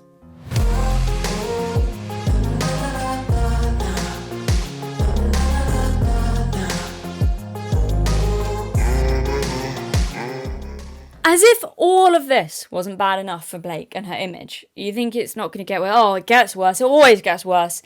At the height of the Blake Lively hate, just as it was reaching its peak, more fuel was added to the fire when an interview from 8 years ago, I think it was about 8 years ago, resurfaced. The video was released by a freelance journalist to her YouTube channel, and it was titled, "The Blake Lively Interview That Made Me Want to Quit My Job." First of all, congrats on your little bump. Congrats on your little bump. For reference, the interviewer is not pregnant, so she's just effectively complimented Blake on being very visibly pregnant, and Blake has basically said to her, "Oh, congratulations on your little bump," implying she's fat. But then what the interviewer later came out to say, which to be fair Blake couldn't have known, but was that she was struggling with infertility issues at the time. So that didn't help the whole PR angle of it, but it's just so uncalled for, such a mean response to someone just trying to pay you a compliment. And then we watched the rest of the interview. Her and Parker Posey, I believe is the other actress there, just go on to leave out the interviewer and talk amongst themselves and just make snide little comments implying that she's a terrible person. It's so high school. It's so mean and petty. Did you guys love wearing those kind of clothes that you... Yeah. Yeah. And working in digital. Everyone wants to talk about the clothes, but I wonder if they would ask the men about the clothes. I would. I love Jesse's suits and how that's what I'm saying. His wardrobe was beautiful. I know. Corey's wardrobe was gorgeous. Those high-waisted pants. He's so great. I wish men wore high-waisted pants like that still. Or the father with his tank top in bed. It's so good. It's just like Did you that. catch You could feel the it. tablecloth on the light in the Italian restaurant when they eat spaghetti? I didn't notice that. No.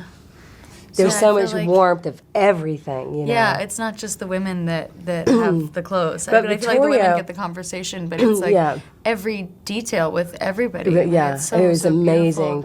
Was she having an off day at being pregnant? Maybe. But again, it's all the little things. All the things that's happened with Blake, there's one big thing that's bad that she's done. It's all just lots of little things that by themselves might be oh, but might not be the worst thing in the world, but when they all add up, it's starting to paint a picture of someone who loves themselves a lot and seems very self-absorbed and is mean to people she doesn't think are worth her time. Yeah, so, and plus I would argue, even if, that... Again, this isn't in a vacuum, but even if it was, I'd argue even on an off day, so she's pregnant, maybe she's having an off day, but an irritated snapback or an irritated comment would make sense. You could have, something like that. But this whole reaction to the interview, this is too much and too far. I don't really think there's an explanation of, oh, she was having an off day and she's pregnant. It's still yeah, but that's just really not very nice. The thing is also, her and this journalist, they are not equals. By that I mean... They do not have an equal dynamic, and if socially you have a much higher status than someone, you have the power in the room in the situation, it's your responsibility to put the other person at ease, the person who does not have as much status as you, as much social power, you have the responsibility to put that person at ease. They will follow your lead, and being rude to them will affect them far more than someone of the same status being rude to them. Or if you were rude to someone who's of your status. It's very different to when you have so much more power. She's a freelance journalist. She's unknown. You are an A-list celebrity.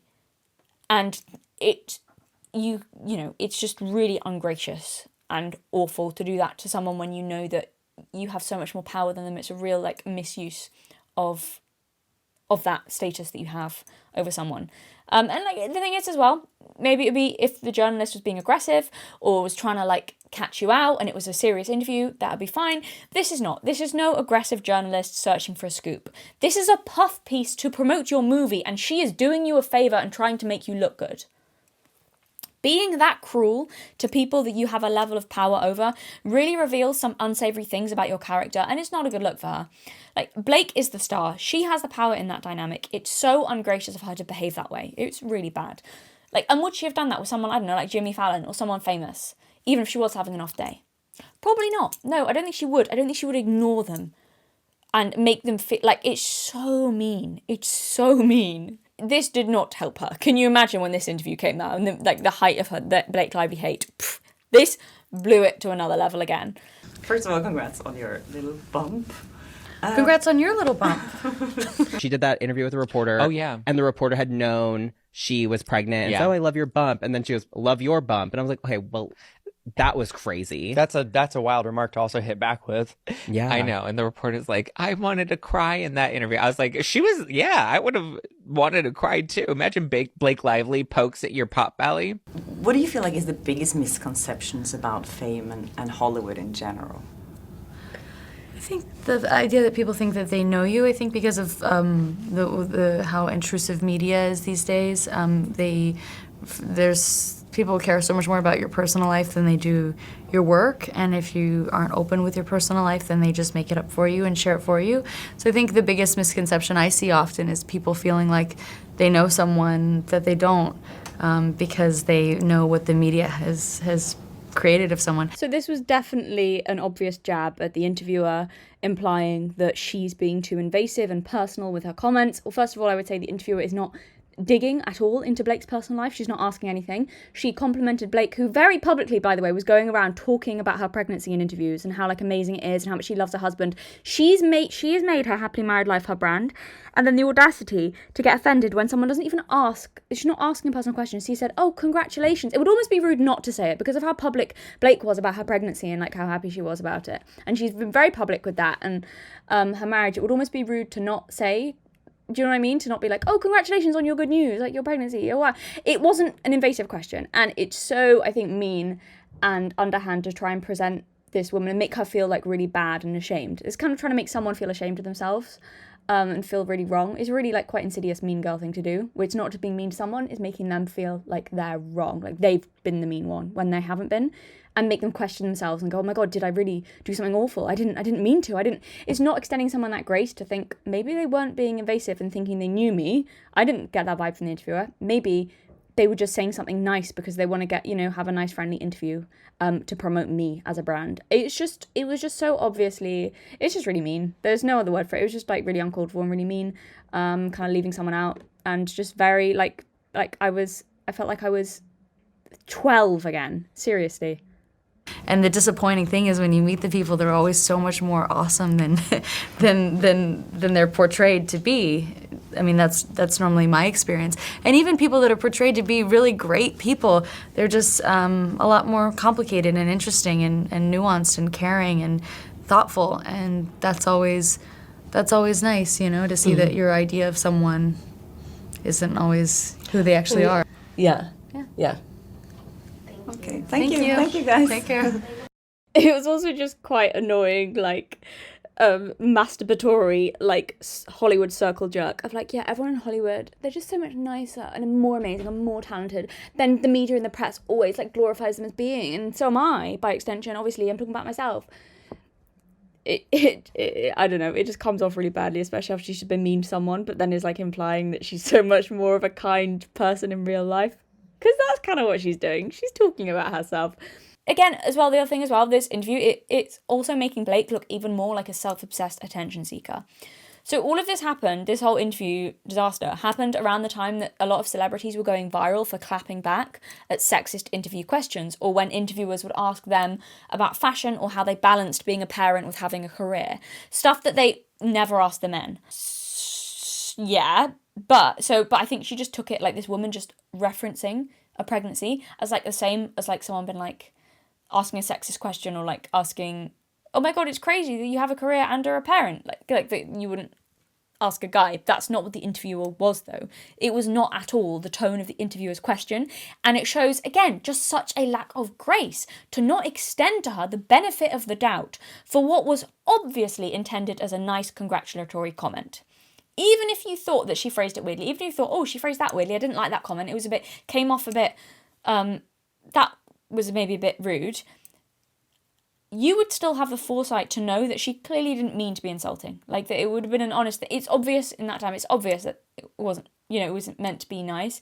And Blake, by the way, is very socially skilled. I think she obviously knew that, but she didn't care. She just wanted her viral feminist moment at the expense of another woman's dignity.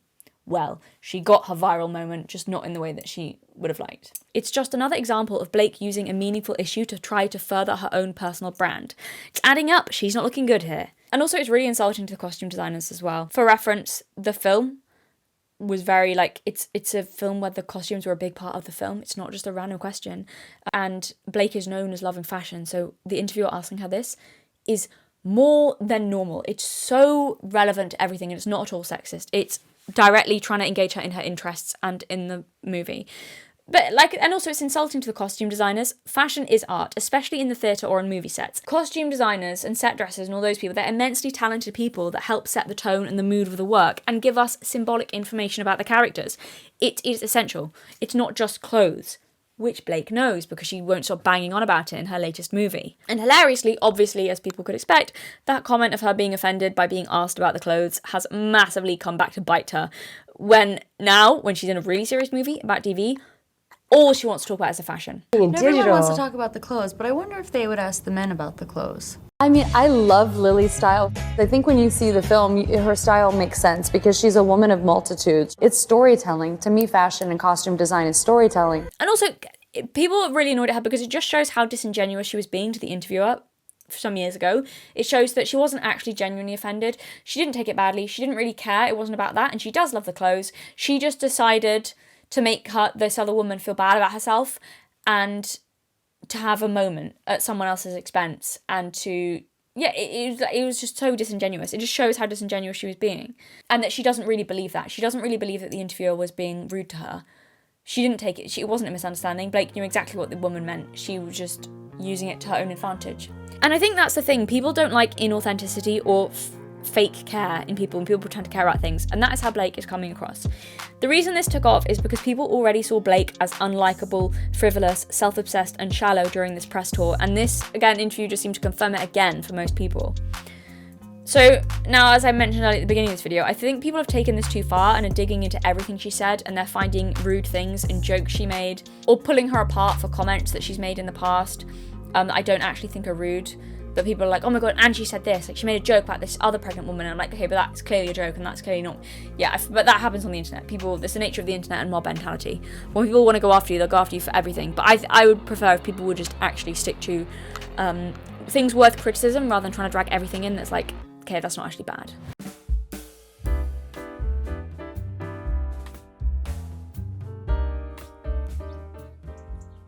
Hi.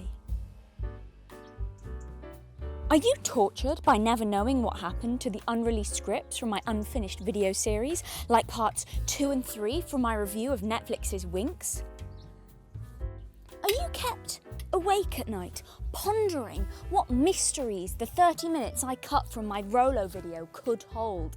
30 key minutes where I addressed his unhinged rant that it's impossible for women to have heroes' journeys or be good protagonists. Did you enjoy channel videos like, I become a narcissist, I declare war on mosquitoes, and of course, the classic, I talk and talk and talk and talk and talk and talk and talk and talk and talk?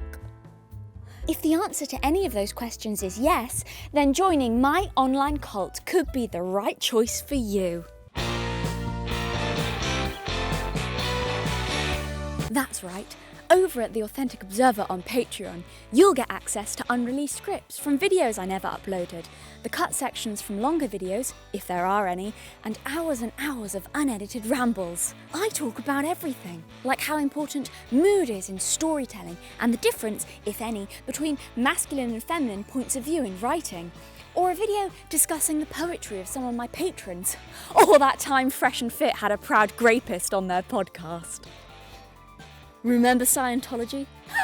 Old news. The Authentic Observer is the hip new cult on the block. All the cool kids are signing up. You do want to be cool, don't you? There are so many options to choose from. Our entry-level tier, Skirts and Stockings, is a great choice for beginners. Overgrown Harry Potter kids may feel more at home as a devoted follower of Aces. And for the alpha males amongst you, the Woodshed could be just what you need.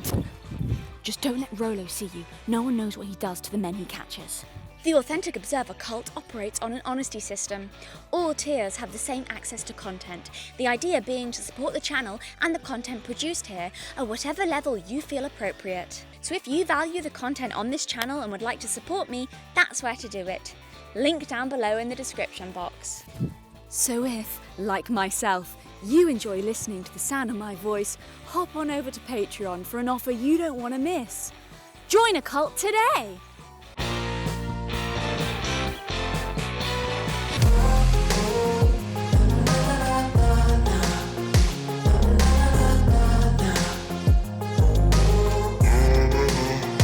This is just my opinion, but here is what I believe Ryan and Blake were aiming for with this marketing campaign, what they thought would happen, and why it was just the biggest misstep and did not work. Some of you may remember the success of the Barbie movie last summer. It was Barbie mania. It was huge. It set fashion trends. Suddenly, pink and girly pop was in. Barbie was kind of a big deal. But what also happened was that another huge movie, Oppenheimer, was released around the same time. This led to loads of memes as the two movies sort of accidentally, I don't know, PR firms are clever, I'm unsure how accidental it was, but regardless, accidentally began to be promoted together. And it was funny because they were so different. So one was a fun, girly summer movie with pink and bright colours, and one was a deadly serious historical film with somber, depressing outfits.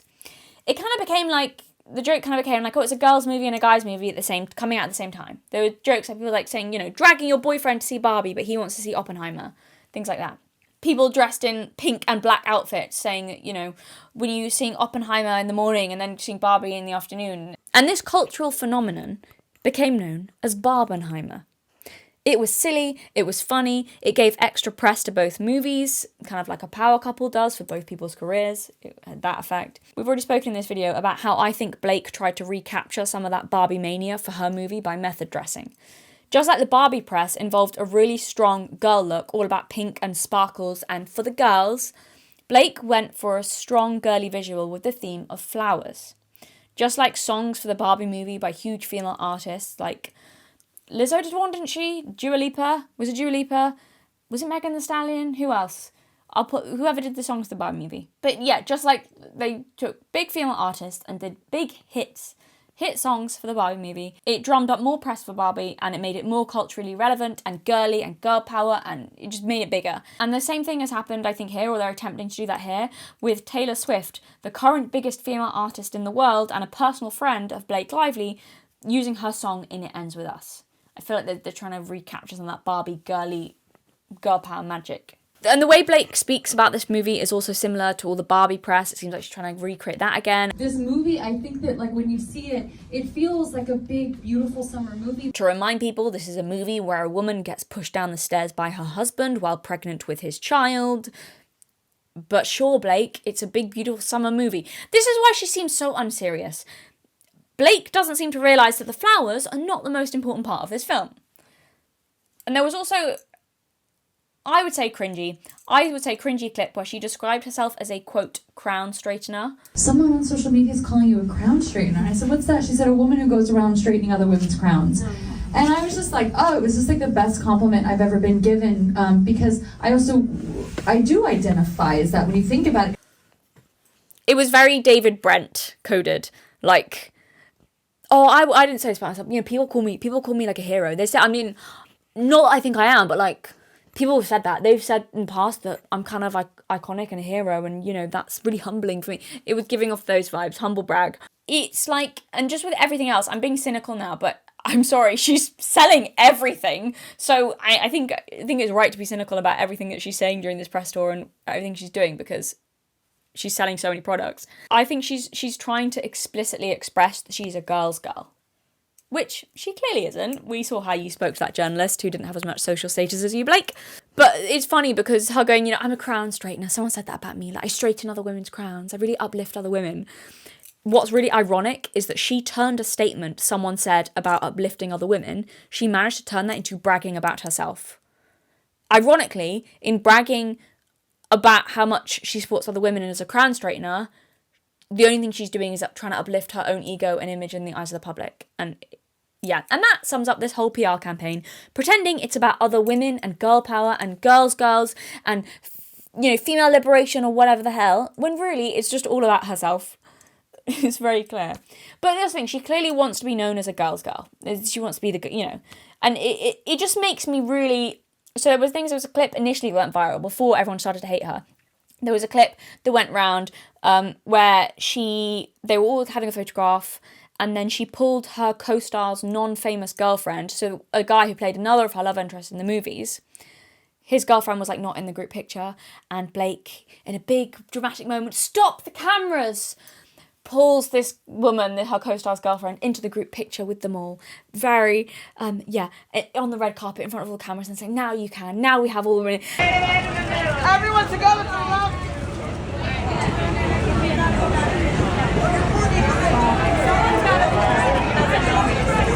Ladies in the middle.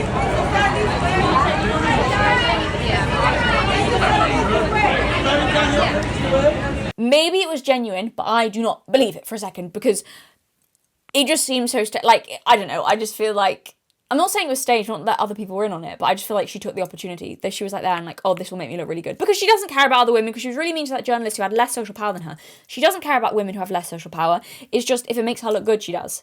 Now she cares. So this woman who's a nobody, who's not famous, whatever, we don't care about her, but Blake cares about her when there's cameras and she's trying to promote herself as a girl's girl. Then she's like, this will go viral. This is just my opinion, but I'm so cynical about her now, because she just so sells everything. I don't think anything she does is genuine. But then running, like grabbing, it's stop, wait, grabbing this woman in, and then be like, okay, now look, I'm the hero of the hour. It's giving, look at me, aren't I a crown straightener? The fact she said that around the same time, she's so obvious, explicit in her marketing. If that had been an individual moment, I wouldn't really think anything of it. But it's the fact that she is verbally saying, I'm a crown straightener, I'm a crown straightener. She's trying to market herself as a crown straightener. Then she's doing stunts like that, makes me think that that was a very calculated stunt, because she wants everyone to believe, I'm a crown straightener. I straighten other women's crowns. Look at me. I'm sorry, I'm so cynical about it. It just makes everything she does seem calculated and not genuine. But the thing is, and I get it, she wants a girls' girl movie, women supporting women, grab your friends, wear your florals. But that was Barbie's vibe. The Barbie movie was about female friendship and being a girl's girl. I feel like she's trying to capitalise on the, giggle gaggle girly thing, but it's not the right film for it. Barbie was a big, beautiful summer movie where you could grab your friends and wear your florals and have a giggle gaggle at the bimbo girl power. Yes, both It Ends With Us and Barbie were films for the girls, and both are making commentaries on gender dynamics and feminism, but in very different ways. Let's just be clear about that. Barbie was about having fun, feminine joy, with some deeper themes in there about beauty and what it means to be a woman, but also very much like, let's celebrate womanhood and have fun and femininity. It was that vibe. And It Ends With Us is a harrowing tale about DV. You just cannot market them in the same way. Barbie was fashion, fun, brunch with the girls and sleepovers, and men have no right to look down on us for it because they're just as silly with their football and cowboys. Let's go ladies, we love pink and dressing up. And It Ends With Us is, I need to escape with my newborn baby before my husband loses his temper again. They are not the same. And if you try to market It Ends With Us in the same way as Barbie, people will see through it. They will think you are using this as a cynical cash grab rather than taking the topic seriously and using it as your own personal fashion show. When you are telling a story about a woman so much less privileged than you are, monetarily less privileged, lifestyle-wise, in a toxic situation, worlds apart from your happily married Hollywood lifestyle, if you seem, as you are playing that character, if you seem like you have no grace for her position or make no attempt to understand her or her struggles and are more interested in your own designer clothes, it just will rub people the wrong way, especially people in similar situations who will just feel insulted and like their stories have been exploited and used to promote yourself as a product and your own products, actual products for money, while pretending to care about them, and it will come off as incredibly out of touch and self-obsessed, whether you intended to or not, and that is what is happening now. So let's talk about Ryan Reynolds for a sec, because like I said earlier, I think he had a lot to do with this, and there is evidence to back this up. Ryan Reynolds, from what I understand, is a very wealthy man, not just from being an A-list star, but mostly from his businesses. From word on the block, that's the word on the street. Though his persona and the only character I've ever really seen him play is a, friendly, self-deprecating, silly, sarcastic, goofy, funny guy, he's clearly an expert businessman. He plays the lovable fool, but I would think you would be an idiot to underestimate him, and I wouldn't be surprised if he had a little bit of a ruthless salesman streak. Maybe he's not, but I just wouldn't be surprised. Mainly, Ryan Reynolds is brilliant at advertising. and marketing. Those are his thing. He's great at it. He has a long history of leveraging his star power and sense of humour to sell his products from his businesses and star in his own ads. Some of them going viral because of how funny they are. He is fully aware of the power he has and how to use it, and the power of his persona. And his marketing techniques are silly, sarcastic, unserious, and amusing. And always he uses himself. He knows he is trusted as a personal brand. Very smartly and very consistent and clear. And he uses himself as, I know I'm trusted. I know the power my persona has, my public brand. And I use it to sell things because people trust me. They trust this. And, and it works. Like, he's a smart guy. His YouTube channel has over 4 million subscribers, and they just put out like ads and promos for his stuff, either his movies or his products. Mint Mobile, I think he part owns. He's got alcohol company, I think. It's just ads that he does for his stuff or his movies ads. Over 4 million subscribers, and some of them go viral. And I went on some of his latest videos, and these were some of the top comments. The fact that this is still literally an ad that people choose to watch on YouTube just shows the genius of Ryan Reynolds. And the fact that Ryan can use internet trends and not make it cringy is a gift. And I am constantly surprised by my urge to watch Ryan Reynolds' ads on my own time. So you get it, you get the picture. He's an entertaining guy, and he's using that not just to sell his movies, but to sell his products. That is his gift. Like Blake, they are undoubtedly a charming couple. Both of them have charisma and are good at getting people to like them. And I think both of them as well have that gift of making you feel special. If they were to turn on the charm and talk to you one-on-one, and they have a warmth and a charm to them, I think both of them probably have a gift at making you feel like you're their best friend. Like they really like you, like they really connect with you. They're probably really great at getting people to trust them. And Ryan Reynolds knows that, and he uses that. He utilizes that as a way to sell products, because people are likely to get, if you trust someone who's selling stuff, And Blake's always had a little bit of that as well. She doesn't sell as much stuff as he does, but she's very charismatic, charming person. She's very warm. And, not only do they have individual brands that are really powerful, they have a great, powerful brand as a couple. They are known, and it's making me more cynical as well about a lot of their tweets over the years, that they tweet back and forth at each other. So they have funny, sarcastic tweets to each other back and forth all the time that everyone loves and go viral and everyone talks about it and it drums up. And I'm just thinking, oh my God, you're so naive for thinking that was anything more than just business and marketing. I don't know, maybe it is, but part of me is just, yeah. But yeah, so they have that whole funny, sarcastic vibe, snarky vibe with each other, but still but still with a wholesome undertone of being a happily married couple with 4 kids who are still madly in love after, years, which is a rarity in Hollywood. How much of this is true, who knows? You never know with famous people. They might be the most happily married couple in the world, or it might all be an act. Regardless, what we do know is they have managed to package and market themselves as effectively as any of Ryan Reynolds' products, in the same charming, sarcastic, trustworthy, warm, entertaining way. Now let's go back to Barbenheimer from last summer. Like I said, 2 big movies, Oppenheimer and Barbie, released at the same time and accidentally, or maybe not accidentally, marketed together. One for the girls and one for the guys was the general vibe. No matter what your jam is, there's something for everyone. Some of you might be aware that Ryan Reynolds has also had a big movie come out around the same time as his wife's movie, Deadpool and Wolverine. Now, it didn't take long for people to accuse them of trying to recreate a Barbenheimer moment and market the films together, and I wouldn't be surprised if that was Ryan's idea. He's the marketing guy. And it makes total sense. Why wouldn't it? You and your wife, iconic power couple, Hollywood's darlings, have big budget movies coming out at the same time? Let's do a Barbenheimer. Market them together, yours for the girls and mine for the guys. Leverage our star power as a couple to really propel our personal brand and all the other brands we own into the limelight. It makes sense, and I really think it would have worked if it had been about any other film. If Blake's film had actually been a girly rom-com and not about DV, I think this would have worked. Blake even made a cameo, I believe, as Lady Deadpool in Deadpool and Wolverine. It's just convincing me even more that a lot of this was a marketing stunt for themselves as a couple and as a brand, trying to merge their 2 movies, making it all about those 2. Both movies are all about those 2. The fact that Blake is mentioning Deadpool and Wolverine and all her Instagram captions, and it's just like a lot, and then she's in his movie, and it's just, I'm thinking there's some calculating going on, and I'm thinking Ryan Reynolds might be behind it. But the thing is, you can see them trying to do this. This is not just like a theory, that you can see them trying to do this. Blake will awkwardly shoehorn in Deadpool and Wolverine into conversations at premieres for her DV movie. Which, for any other movie, as I said, might have been sweet and cool. But for a topic that people want you to be somber about and take seriously, they might want you to shut the fuck up about Deadpool. Why is Deadpool Wolverine sold out? I'm sorry, I got distracted back there. I feel offended, but we're not out yet. That's fine. I'm happy about that. Hugh Jackman, Ryan's co-star and someone totally unrelated to It Ends With Us, is also, for some reason, going along to It Ends With Us press events and acting silly to clearly try and draw up attention for Deadpool and Wolverine. It is not your movie, go away.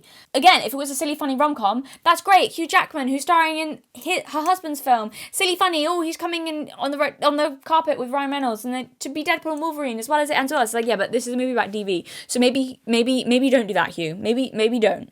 Hugh Jackman is not all over this film, but he's all over this premiere, and I'm grateful for it. Here's my take. I think that Ryan Reynolds is not getting nearly enough heat for this. I genuinely think, and this might not be true, but it's my opinion, and I believe this very strongly.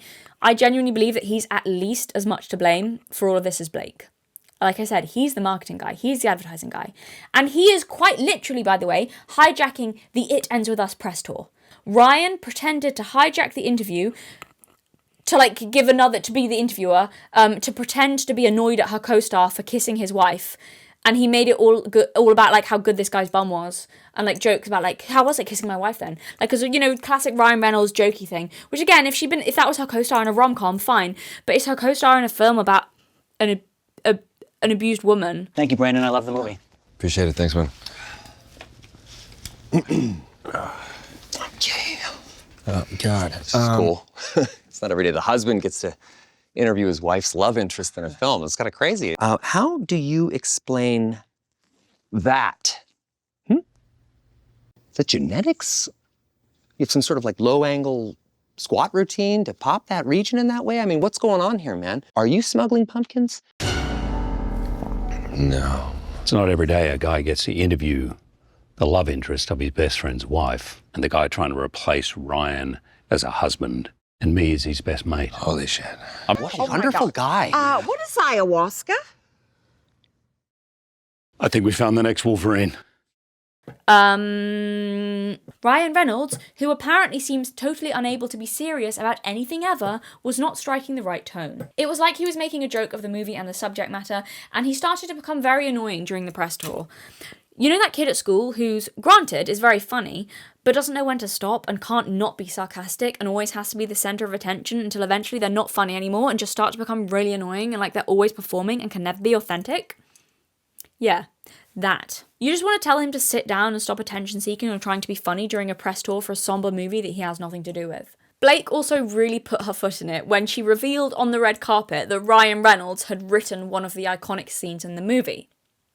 Something the actual credited writer of the movie didn't know until that point.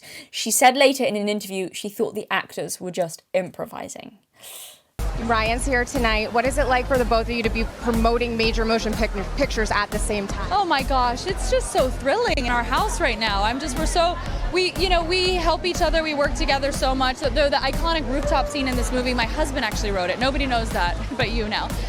But he wrote it. He works on everything I do. I work on everything he does. So his wins, his celebrations are mine, and mine are his. I mean, he's all over this film. Comes off so bad, and like they've steamrolled someone else's project and like gone behind the writer's back, and Ryan, who's got nothing to do with this, has like rewritten one of the writer's scenes and not even bothered telling her until you like announce it publicly on the red carpet to be like, isn't Ryan amazing? He wrote the film. And the actual writer's like, guess Ryan Reynolds is getting credit. That is the whole vibe of everything that they have done. It's really, really looking like Blake and Ryan decided that they would just take over this movie that was Justin Baldoni's passion project, commission their own cut of the film using the Deadpool editor. Remember, apparently, allegedly, they did that as well. Just write whatever the hell they wanted and use their combined influence and Hollywood connections to steamroll everyone else's creative ideas and decide to use this project to market themselves as a power couple, host press events using their drinks company and promote Blake's new hair care line, rather than even pretend to care about the themes of the movie. So for anyone unsure why Blake has become public enemy number one, This is why. All of this is why. That's the vibe they're giving off. Congrats on the premiere. And congrats on being a fat bitch. I've gotta go. Sorry, I was just daydreaming about Deadpool x Wolverine in AMC movie theaters now, doing a collab with Jack in the Box. What were you asking me about? Oh yeah, domestic violence. Director? We didn't have one of those for this movie. No, we didn't have one of those. This movie's so important because I'm in it and I get to wear my clothes and me and I, and when there's me when I. You look really nice. You look like a drowned sewer rat. My husband Ryan Reynolds is calling me on my Mint Mobile phone. Did I mention my husband is Ryan Reynolds? Sorry, he's calling me on my Mint Mobile phone. I just really think there was something so charming about the South in the 1800s. Did I mention myself yet? The jacket's actually bowed. Well, it's my husband's, Ryan Reynolds. He's in Deadpool x Wolverine, out in AMC movie theaters now. Tickets available, and a popcorn bucket. On those florals, wash your hair with Blake Brown hair care products, and come out and see the rom-com of the summer. Gotta go. Again, to contrast, Justin has kept his head down, never badmouthed Blake once, but has gone about giving interviews about DV and hosting conversations with female survivors as Blake brags about fashion, while he appears like a little angel who doesn't want the spotlight and is decentering himself from the conversation, which really should be about the female gaze and the female input, not him. Either he's a really good, humble guy, or he is just smart as hell and letting Blake go ahead and make a fool of herself while he stays squeaky clean. We do have It Starts With Us, so I'm hoping to see you back in the double duty role. I think there are better people for that one. Justin. I think Blake Lively's ready to direct. That's what I think. So yeah, I think part of this is bad luck that this marketing tactic of Blake and Ryan's backfired. If it had been any other movie, it likely would have had the desired effect, because they are both likeable people, individually and as a couple, and they're both smart with marketing, and they both have strong personal brands. I think the real problem here is pride and arrogance. They're likeable, but they're not likeable enough to be able to overshadow a serious topic and not get backlash for it. They overestimated how much people liked them and thought it was a get-out-of-jail-free card, and now they are paying the price. Some things people will not overlook because you're charming.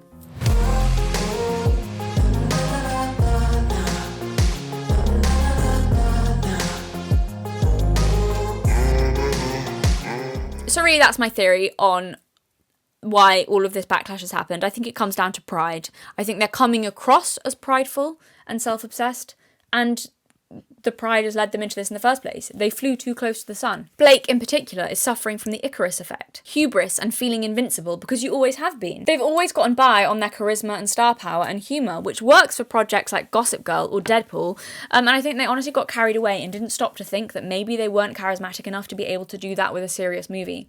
They believed their own press and forgot that most people don't actually adore them, but instead find them mildly amusing, but not enough to let that take over press for a serious film, or to not to criticise them. And then also it's the refusing to change it, to take any of the criticism and do damage control. I don't know, maybe it's a case of pride and I know best and I'm not going to apologise or, give in or anything. But they really could have done, especially Blake, she could have done damage control early on and avoided the worst of this. I think she should have apologised. I know they say never apologise because it could sometimes make things worse and it depends what.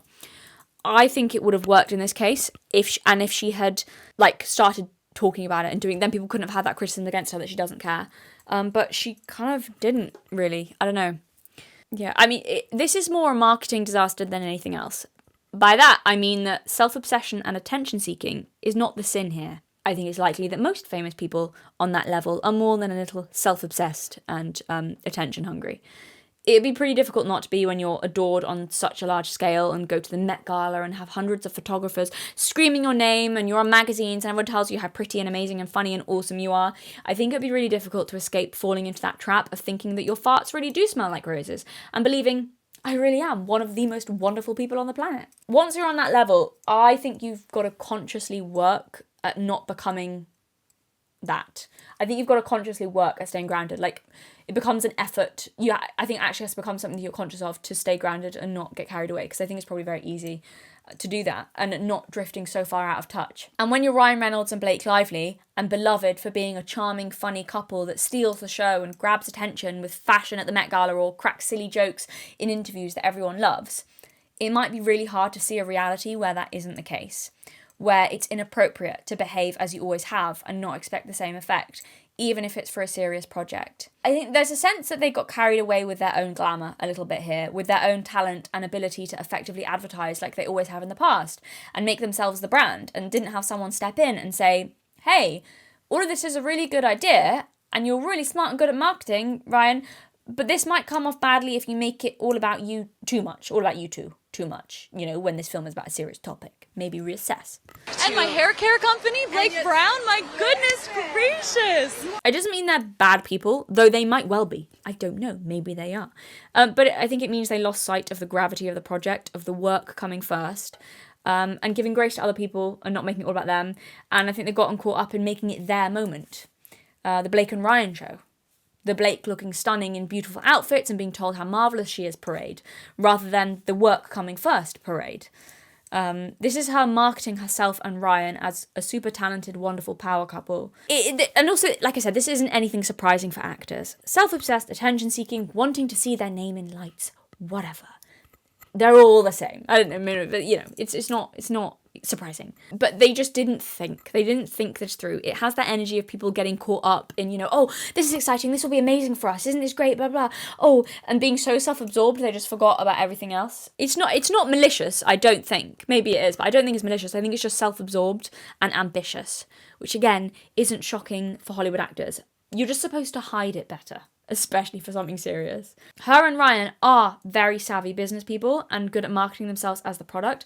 I don't think they expected to run into a PR scandal where they would be disliked, where their warmth and personality couldn't save them. Blake, your new movie has some very dark topics. What message are you trying to get across to the viewers? Well, as you know, this film tackles very serious topics that all women can relate to, and my character goes through probably the worst thing that a woman can ever go through, losing her hairline, which is why I wanted to take some time to talk about My Hairline product. What is the best way for DV survivors to talk to you? Do you mean like my phone number or like my address? Or do you want me to like share my location? What?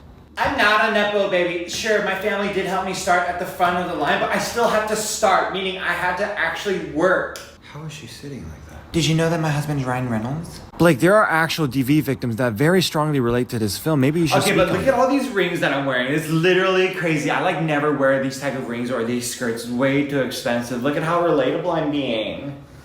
Blake, your character goes through so much hardship and struggle. Can you maybe give us an example of your own life when you experienced a hardship or a struggle?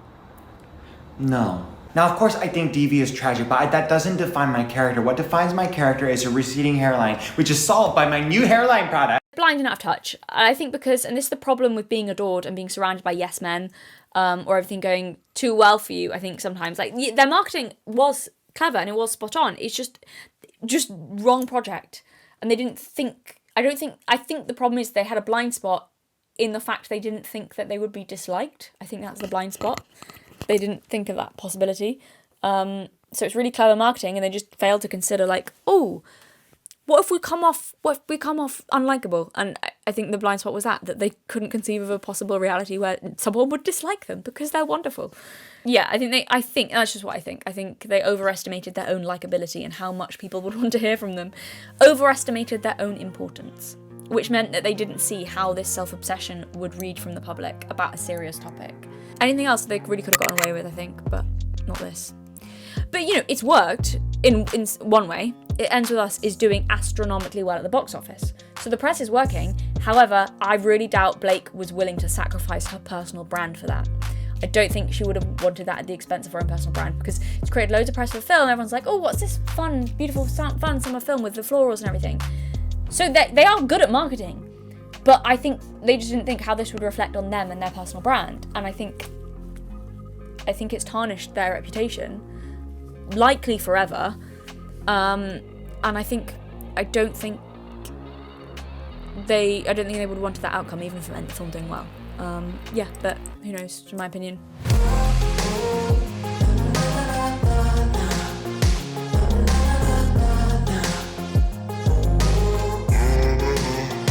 So, what could she have done differently? Mainly, she could have centered the topic of DV rather than the fashion, which the fashion is what she actually centered, made the center of attention.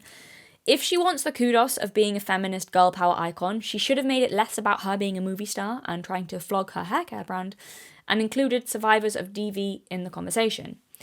Just like Justin Baldoni has been quietly doing this whole time as he lets Blake set her reputation on fire without stepping in to help. And if she still wanted to do the whole method dressing thing for the press tour, there might have been a way to do it that could have worked. Like, method dressing is really effective at getting press and attention for your film, and it gets people talking about it. Is there a way to method dress for a film like this? Maybe. You could do, and I think someone left this comment. I watched a video by Haute Le Mode, the fashion channel, and I think it was a comment on that video, or he made the point that you could have, so for example, you could have method dressed, but about maybe voiceless women, maybe make the whole PR campaign, the whole parade of you parading about an outfit, rather than, oh, isn't it pretty florals, you wear outfits inspired by different women who have been silenced, or who have triumphed over, like, suffering, or over sexism, or something, or DV, or, you know what I mean, whether it's, and again, this wasn't my original idea, this was from one of Haute Le Mode's videos, and some comments under that. Sorry, this point and idea was raised in a Haute Le Mode video because of the fact that Blake was wearing one of Britney Spears' old dresses. So she almost did this, but didn't, because she didn't talk about it. She just talked about how much of a Britney fan she was, and Britney was fun and flirty and amazing and all of these things, and I just love this dress, I'm obsessed. Britney Spears famously was under a conservatorship for many, many years, and I don't personally know a huge amount about the situation, I will be honest, but it seems to have been a situation where I believe it was her father controlled, how much money she was earning, what she was doing in her life. Basically, as an adult, she had no power. She was a product, and, all that. Look into the Britney story, but that's the point. That's a woman who's being controlled in toxic relationships with someone close to her and taken advantage of, and then, fought through that and got out of that. If you made a bigger deal about that, and maybe you could have had, so she could have literally worn the same dress and just just talked about a different aspect to it, and then maybe highlight a different woman who's triumphed over something like that. Do you see what I mean? You make it about that. This is so dumb. Then you still get to wear amazing outfits, but you look gracious and passionate about the topic. And when people ask you about the fashion, you say, oh yes, this was inspired by this woman. You look really well educated as well. You can still make yourself look good, but just in a way that pretends you don't look good. Like Justin Baldoni's doing. You say, oh, this dress, yeah. Well, the story behind this is inspired by this woman from this period of time in history. And what happened to her was this. And, this whole thing is really important. It's really about empowering women and hearing from the voiceless women that have been ignored throughout, because some people don't listen, and which PR is all spin. It's all spin. It's perception. You can pretty much do the same thing. It's just a spin you give on it. Seriously, just talk about how women have always found liberation or making statements through clothing, and because you really care about fashion, you're using that to highlight survivors and other women, and it's about them and bring them in, and that's all you had to do. It's all I don't know, maybe that would have gone down badly, who knows? It might have been a way to do it. It's still tricky, don't get me wrong, it's still with the method dressing for something like that, it can be a little bit, but I feel like that's better than the flowers. Also, another thing you could have done is you could have invited women who are known DV survivors and advocates to the premiere. Maybe they did that, I don't know, but I've not heard of it. If they did do that, they've not promoted it enough. I'm pretty sure they didn't, and Blake hasn't said anything about that on her Instagram. It's just, I wore a pretty dress today.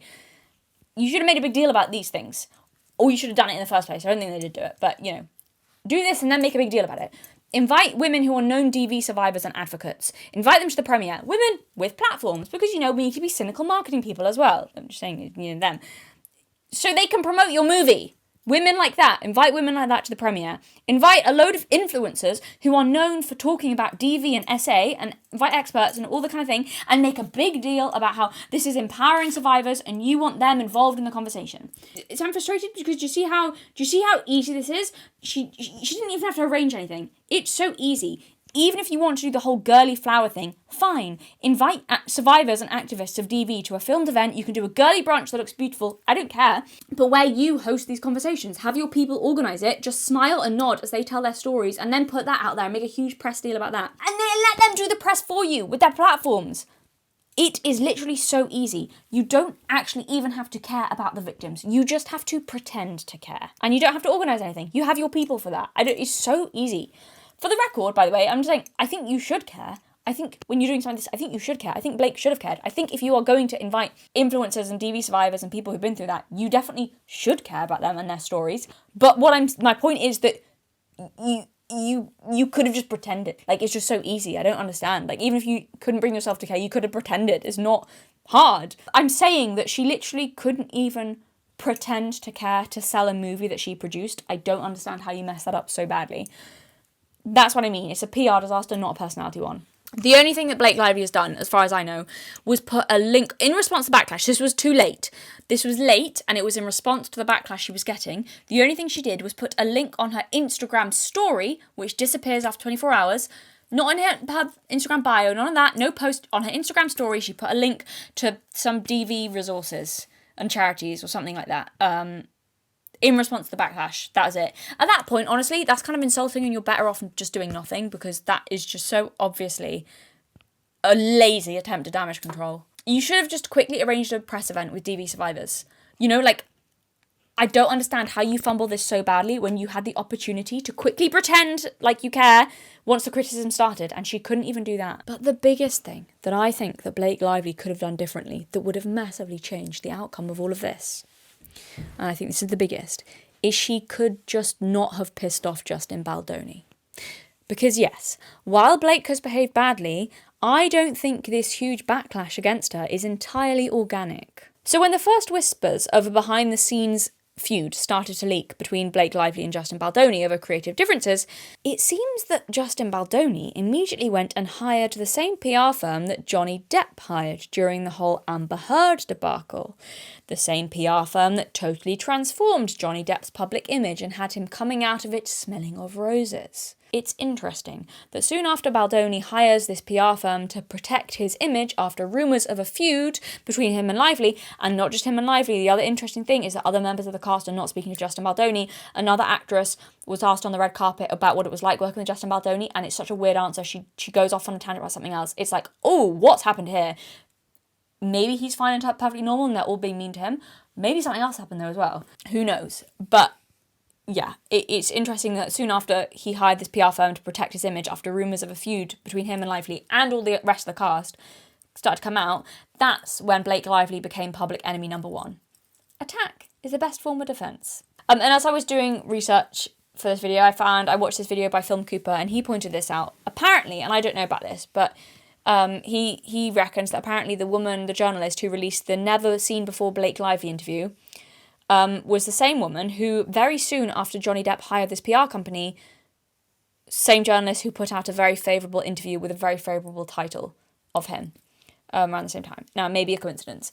I will say, though, I am suspicious of this journalist just because she claims that she had no idea about the whole Blake Lively backlash, and it was just a coincidence. Like, she just uploaded this interview called The Blake Lively Interview That Made Me Want to Quit My Career, Quit My Job. She claims that she was like, oh, I was totally surprised that Blake was being cancelled. I just put it... Maybe she's telling the truth. Maybe she's telling the truth. But I just find it would be such an astronomical... Do you know the astronomical coincidence it would be? That as Blake Lively is under fire, the worst she's ever been, an interview from 8 years ago that you've never put out before, 8 years later, you decide as it's reaching its peak, in the same week this all happened, you then put out an interview showing Blake Lively in a bad light, and then you're saying that you had no idea and it's all a coincidence. And that doesn't mean I'm not saying that she was in the wrong there and Blake was in the right. No, Blake still treated her terribly. I'm just very suspicious. I'm thinking, come on. And as I said, to be clear, I'm not defending Blake's actions towards the journalist. And I do think this woman was genuinely upset. She looks genuinely upset in the interview. The fact it took off massively as well. Most of her videos, not many views. And I don't know, maybe is someone artificially maybe involved in some of this press and pushing things forward? Maybe, I don't know, maybe PR firm that has vested interest in making Blake look bad and Justin Baldoni look good. Maybe, I don't know, no idea. Maybe, just throwing ideas out there. And then there's all the edits comparing Blake's answers to Justin's. Some of these will be organic. How did it start? Maybe not organically. Maybe organically, but maybe not. Who knows? And to be clear, this isn't a defense of Blake, because I don't feel bad for her. Yes, as I said, I think the response is disproportionate. But even if it was prompted by a PR firm, the criticisms of her are still valid. She has still behaved the way she is shown to behave. But the way that it's exploded doesn't feel entirely organic to me. And Justin Baldoni, he is coming out of this like the cat that got the cream. He is winning. He is so good with media. Truly slick, suave, dodging any potential criticisms just with ease, coming out of this like Jesus Christ is how he's seeing the man without sin, apparently. I'm just guessing how he's behaved. I'm guessing his advice would have been, don't attack Blake, keep quiet, but make it obvious in a classy way that, you know, you disagree on marketing, but stay above it and we'll sling the shit at her for you. That way, you look like the innocent, gracious party who's never done anything wrong and is being targeted and left out by Mean Girl Blake and the rest of the cast. And, you know, she looks bad. Is it likely that he's never done anything wrong in their little feud? Maybe, but also maybe not. Do I care? Not really. Blake does seem incredibly obnoxious. I don't think that's a lie. But as I said, I also think it's not completely natural, all this sudden pushback. And it also really makes me wonder how many organic social media campaigns and how the internet feels about celebrities are truly grassroots and from the people, or just the result of managers and PR firms deciding how they would like to make the public feel about them. We're all puppets on strings. But with Blake, I think it's a case of give someone enough rope and they'll hang themselves. Yes, likely a PR firm has been involved, but Blake still made the rope that they're using. She made their job really easy. And I said, Justin is the real winner. Like, his movie is doing astronomically well due to all the press, both positive and negative. The press frenzy, good and bad, has made this film, like, the film's huge. And, on top of that, his personal image is coming out of this smelling of roses. Blake's legacy, despite the flowery fashion and success of the movie, smells distinctly less floral. So does Justin Baldoni really care about DV and women and, you know, as much how his earnestness, the earnestness with which he speaks about everything, does he really care? Or is he just better at giving that impression? In the eyes of the public, it doesn't matter. Public perception makes or breaks you. He's playing the game and he's playing it well. Boy, is he playing it well. He's not getting dragged into drama, but making it clear, without sinking to the level of openly criticising her, that he disagrees with how Blake has marketed this film, by marketing it in such an obviously different way. And speaking of personal brands, this movie perfectly aligns with his brand. Man Enough is his project, which is about, I believe, toxic masculinity and all that kind of thing, and about as men standing up for women and, you know, doing the work and all of this. So his brand is being the man who advocates for women's struggles and women's rights and not then centering himself in the conversation. So he might genuinely care about this. I'm not accusing of it. I'm not saying that he doesn't, by the way. I'm not saying he doesn't care. But what I'm saying is that this has also been unarguably brilliant for his personal brand. And he did apparently hire a very, very good PR team. I bet Blake underestimated him and thought she could make things go her way, and that appears to have been a mistake. He's so good. I saw this TikTok where someone asked him about, like, the question was, what do you say to critics who say that the book, It Ends With Us, the story, and the movie glamorizes abuse and toxic relationships? And his response was so good. It was politician. I thought he was going to come back and be like, that's absolutely wrong. This book's amazing. Because there's a huge portion of people who hate Colleen Hoover books and think it's and me included. And I'm like, I don't know how much if he believes what he's saying, but I'm in awe of just how good he is with the media.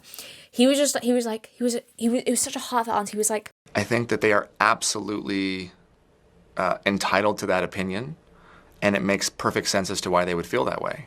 I mean, look, we live in a culture where, unfortunately, too many things are glorified. And, we are fighting for attention. We're in an attention economy, and we're in a clickbait world, and everybody is trying to, figure out how to gather attention, look at the news cycle. It's everywhere around us. And so it makes perfect sense that people would feel that way.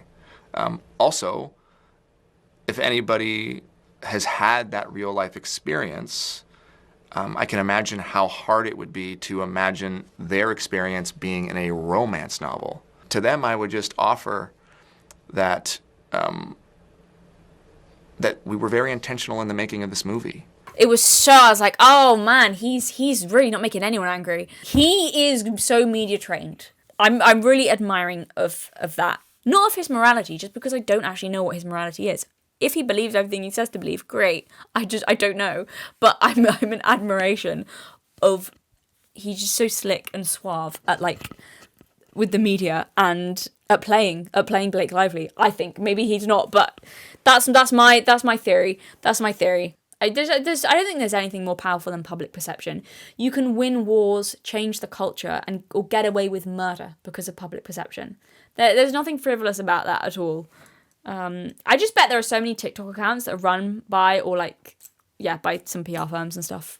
Politicians too. I bet they'll use it. They're in on it, of course. But then, you know, if Blake hadn't been a bitch to friendly journalists or tried to center herself during this press tour, they wouldn't have had those clips to circulate in the first place to make her look bad. Blake is clearly obsessed with her image, and that is coming across. And ironically, that is harming her image. Her obsession with her own image is harming her image. She took the spotlight from the serious issue and put it onto herself. This isn't just bad because it's self-obsessed, it's bad because she's literally taking the attention away from a serious issue onto her and to further her own brand and make more money.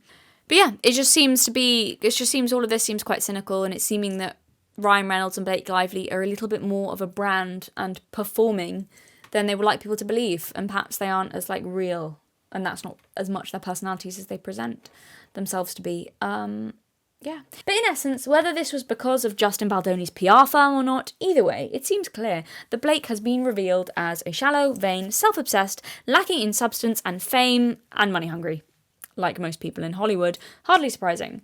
Seems like she kind of wants her Taylor Swift moment and trying to keep up with her famous friends. Keeping up with the Joneses, or the Kardashians in this case. It's weird, like all the press events and everything I've seen, it's almost like she's treating it like it's her birthday event or something, like it's her birthday party. Oh, this event for me, with my alcohol brand and my flowers and my, oh my god, everyone, my birthday, happy birthday me, happy birthday me. It feels like it's her moment, her birthday moment. She just really picked the wrong movie to do this to and try and make it all about herself. She should have stuck with shallow projects like Gossip Girl. You should have stuck with projects that don't require any depth, because now you've been revealed for having none. Very good, yeah. Shallow. Feel free to subscribe to my Patreon if you would like. I think what I'm going to do, I might review the movie on my Patreon. Haven't done it yet, but that'll be going up soon. I'm going to watch the film it ends with. I've not seen it. I've read the book, seen all the press going on about it. I will watch the movie and review it for my Patreon. And if you want to see that, you know, hop on over there. And follow me on Instagram, at Galatea and Asis, if you want to. Starting to do pretty pictures of some of my outfits and sets. And remember to check out the sponsor of this video, Magic Mind. A huge thank you to them for sponsoring this video. Go to the link in the description and use my code Galatea20 for a good deal on some great mental mind shops, if you would like.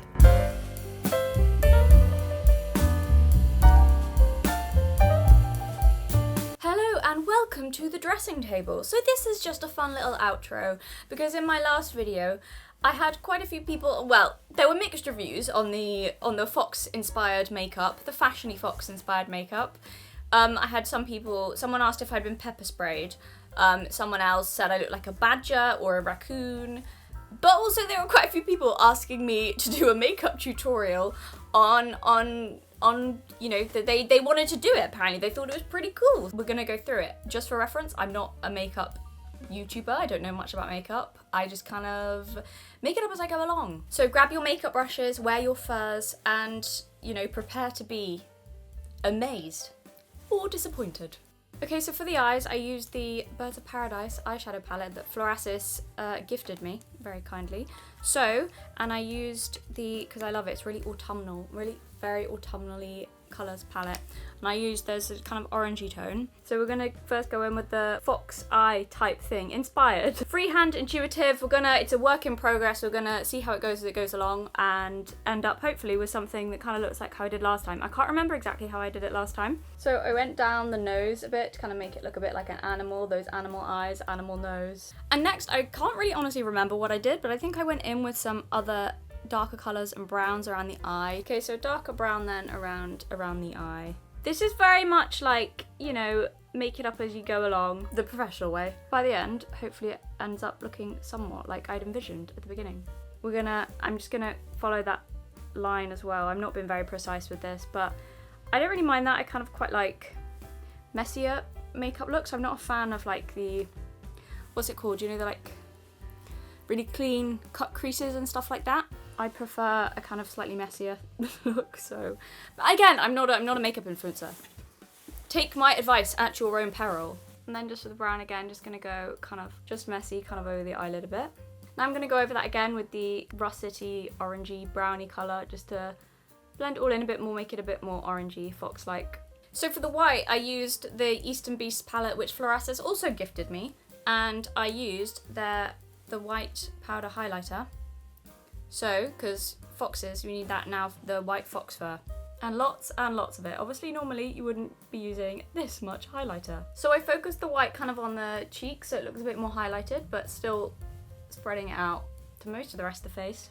Okay, nice. So now I look like a sad ghost. So now the black eye pencil, and this is properly gonna be all over the eyes, really. Going in like that right along, so you're not left with that weird gap between the lashes and the eye. The weird pale gap, we don't want that. So I'm just blending it with a little spongy thing on the end of this. So I'm kind of going up and bringing it around here a little bit of gold glitter from that same palette. I feel like it looks very Halloween-y, the kind of black and the gold. Pumpkin-y almost, foxy, there we go. But because I can never get enough gold, we're then going in with very, very gold shimmery. Stronger liquid gold over the top. Ooh, and then I almost forgot to make it really foxy as well, just a little dab of that orange under your nose. There we go, more animal look now. Then just add mascara. So now, if you like, you can do eyebrows, and because we're a fox, I quite like to make them quite bushy and messy. Now for the lips. So I don't have a brown lip liner, so I just used a brown eye pencil, which I know you're not really supposed to do, but... So for the lipstick, again, we're using Florasis, and this one they didn't give me, I actually bought this one myself. And I just think it's so pretty. The lipstick case, everything, it's so over the top in the best way. I'm just gonna wait for that to dry a little bit before I put on a little bit of sparkly lip gloss. But as I'm doing that, I'm gonna put on just a few little freckles, which I feel like, with the brown eyeliner again, which I feel like for the fox makes it just look good. I know foxes don't have freckles, but we're just gonna go in a bit with that. And by the way, for the record, I do actually have freckles. I have my own freckles, but a lot of it's covered now by makeup. These are more moles, maybe. Okay, so then with the lips, I went over it with this sparkly light brown lip gloss. It's light brown, but it doesn't really have a brown colour. It just kind of goes on quite clear, but it's got sparkles in it. And there we go. To the best of my memory, that's what I did for my last video for a fox-ish, fashion-ish, kind of autumnal-y, gold-y kind of look. So if you want to look like you've been pepper sprayed, or like you're a raccoon or a badger, or maybe kind of a fox, then wear something fluffy. For a Halloween costume, I feel like if you wore fox ears, and then lots of, it would be very obvious that you were like a fashion fox if you wanted to wear it for Halloween party. I feel like foxes are spooky enough to count as a Halloween costume. By the way, I don't know what this whole thing is with Americans just thinking they can run around dressing up as anything for Halloween. Sorry, that's not the rules. You have to be spooky. The whole point of that, you can't just dress up as a hamburger. Who told you that was acceptable? I don't know, that's a debate. Are foxes spooky? I petition that we should make foxes an officially recognised spooky animal. They feel spooky to me. So there we go. Thank you very much for joining me at the dressing table, everybody. I hope that you enjoyed this fun little outro. I had quite a few requests and people asked me to do it. So I hope you enjoyed. And thank you very much for watching, and look after yourselves.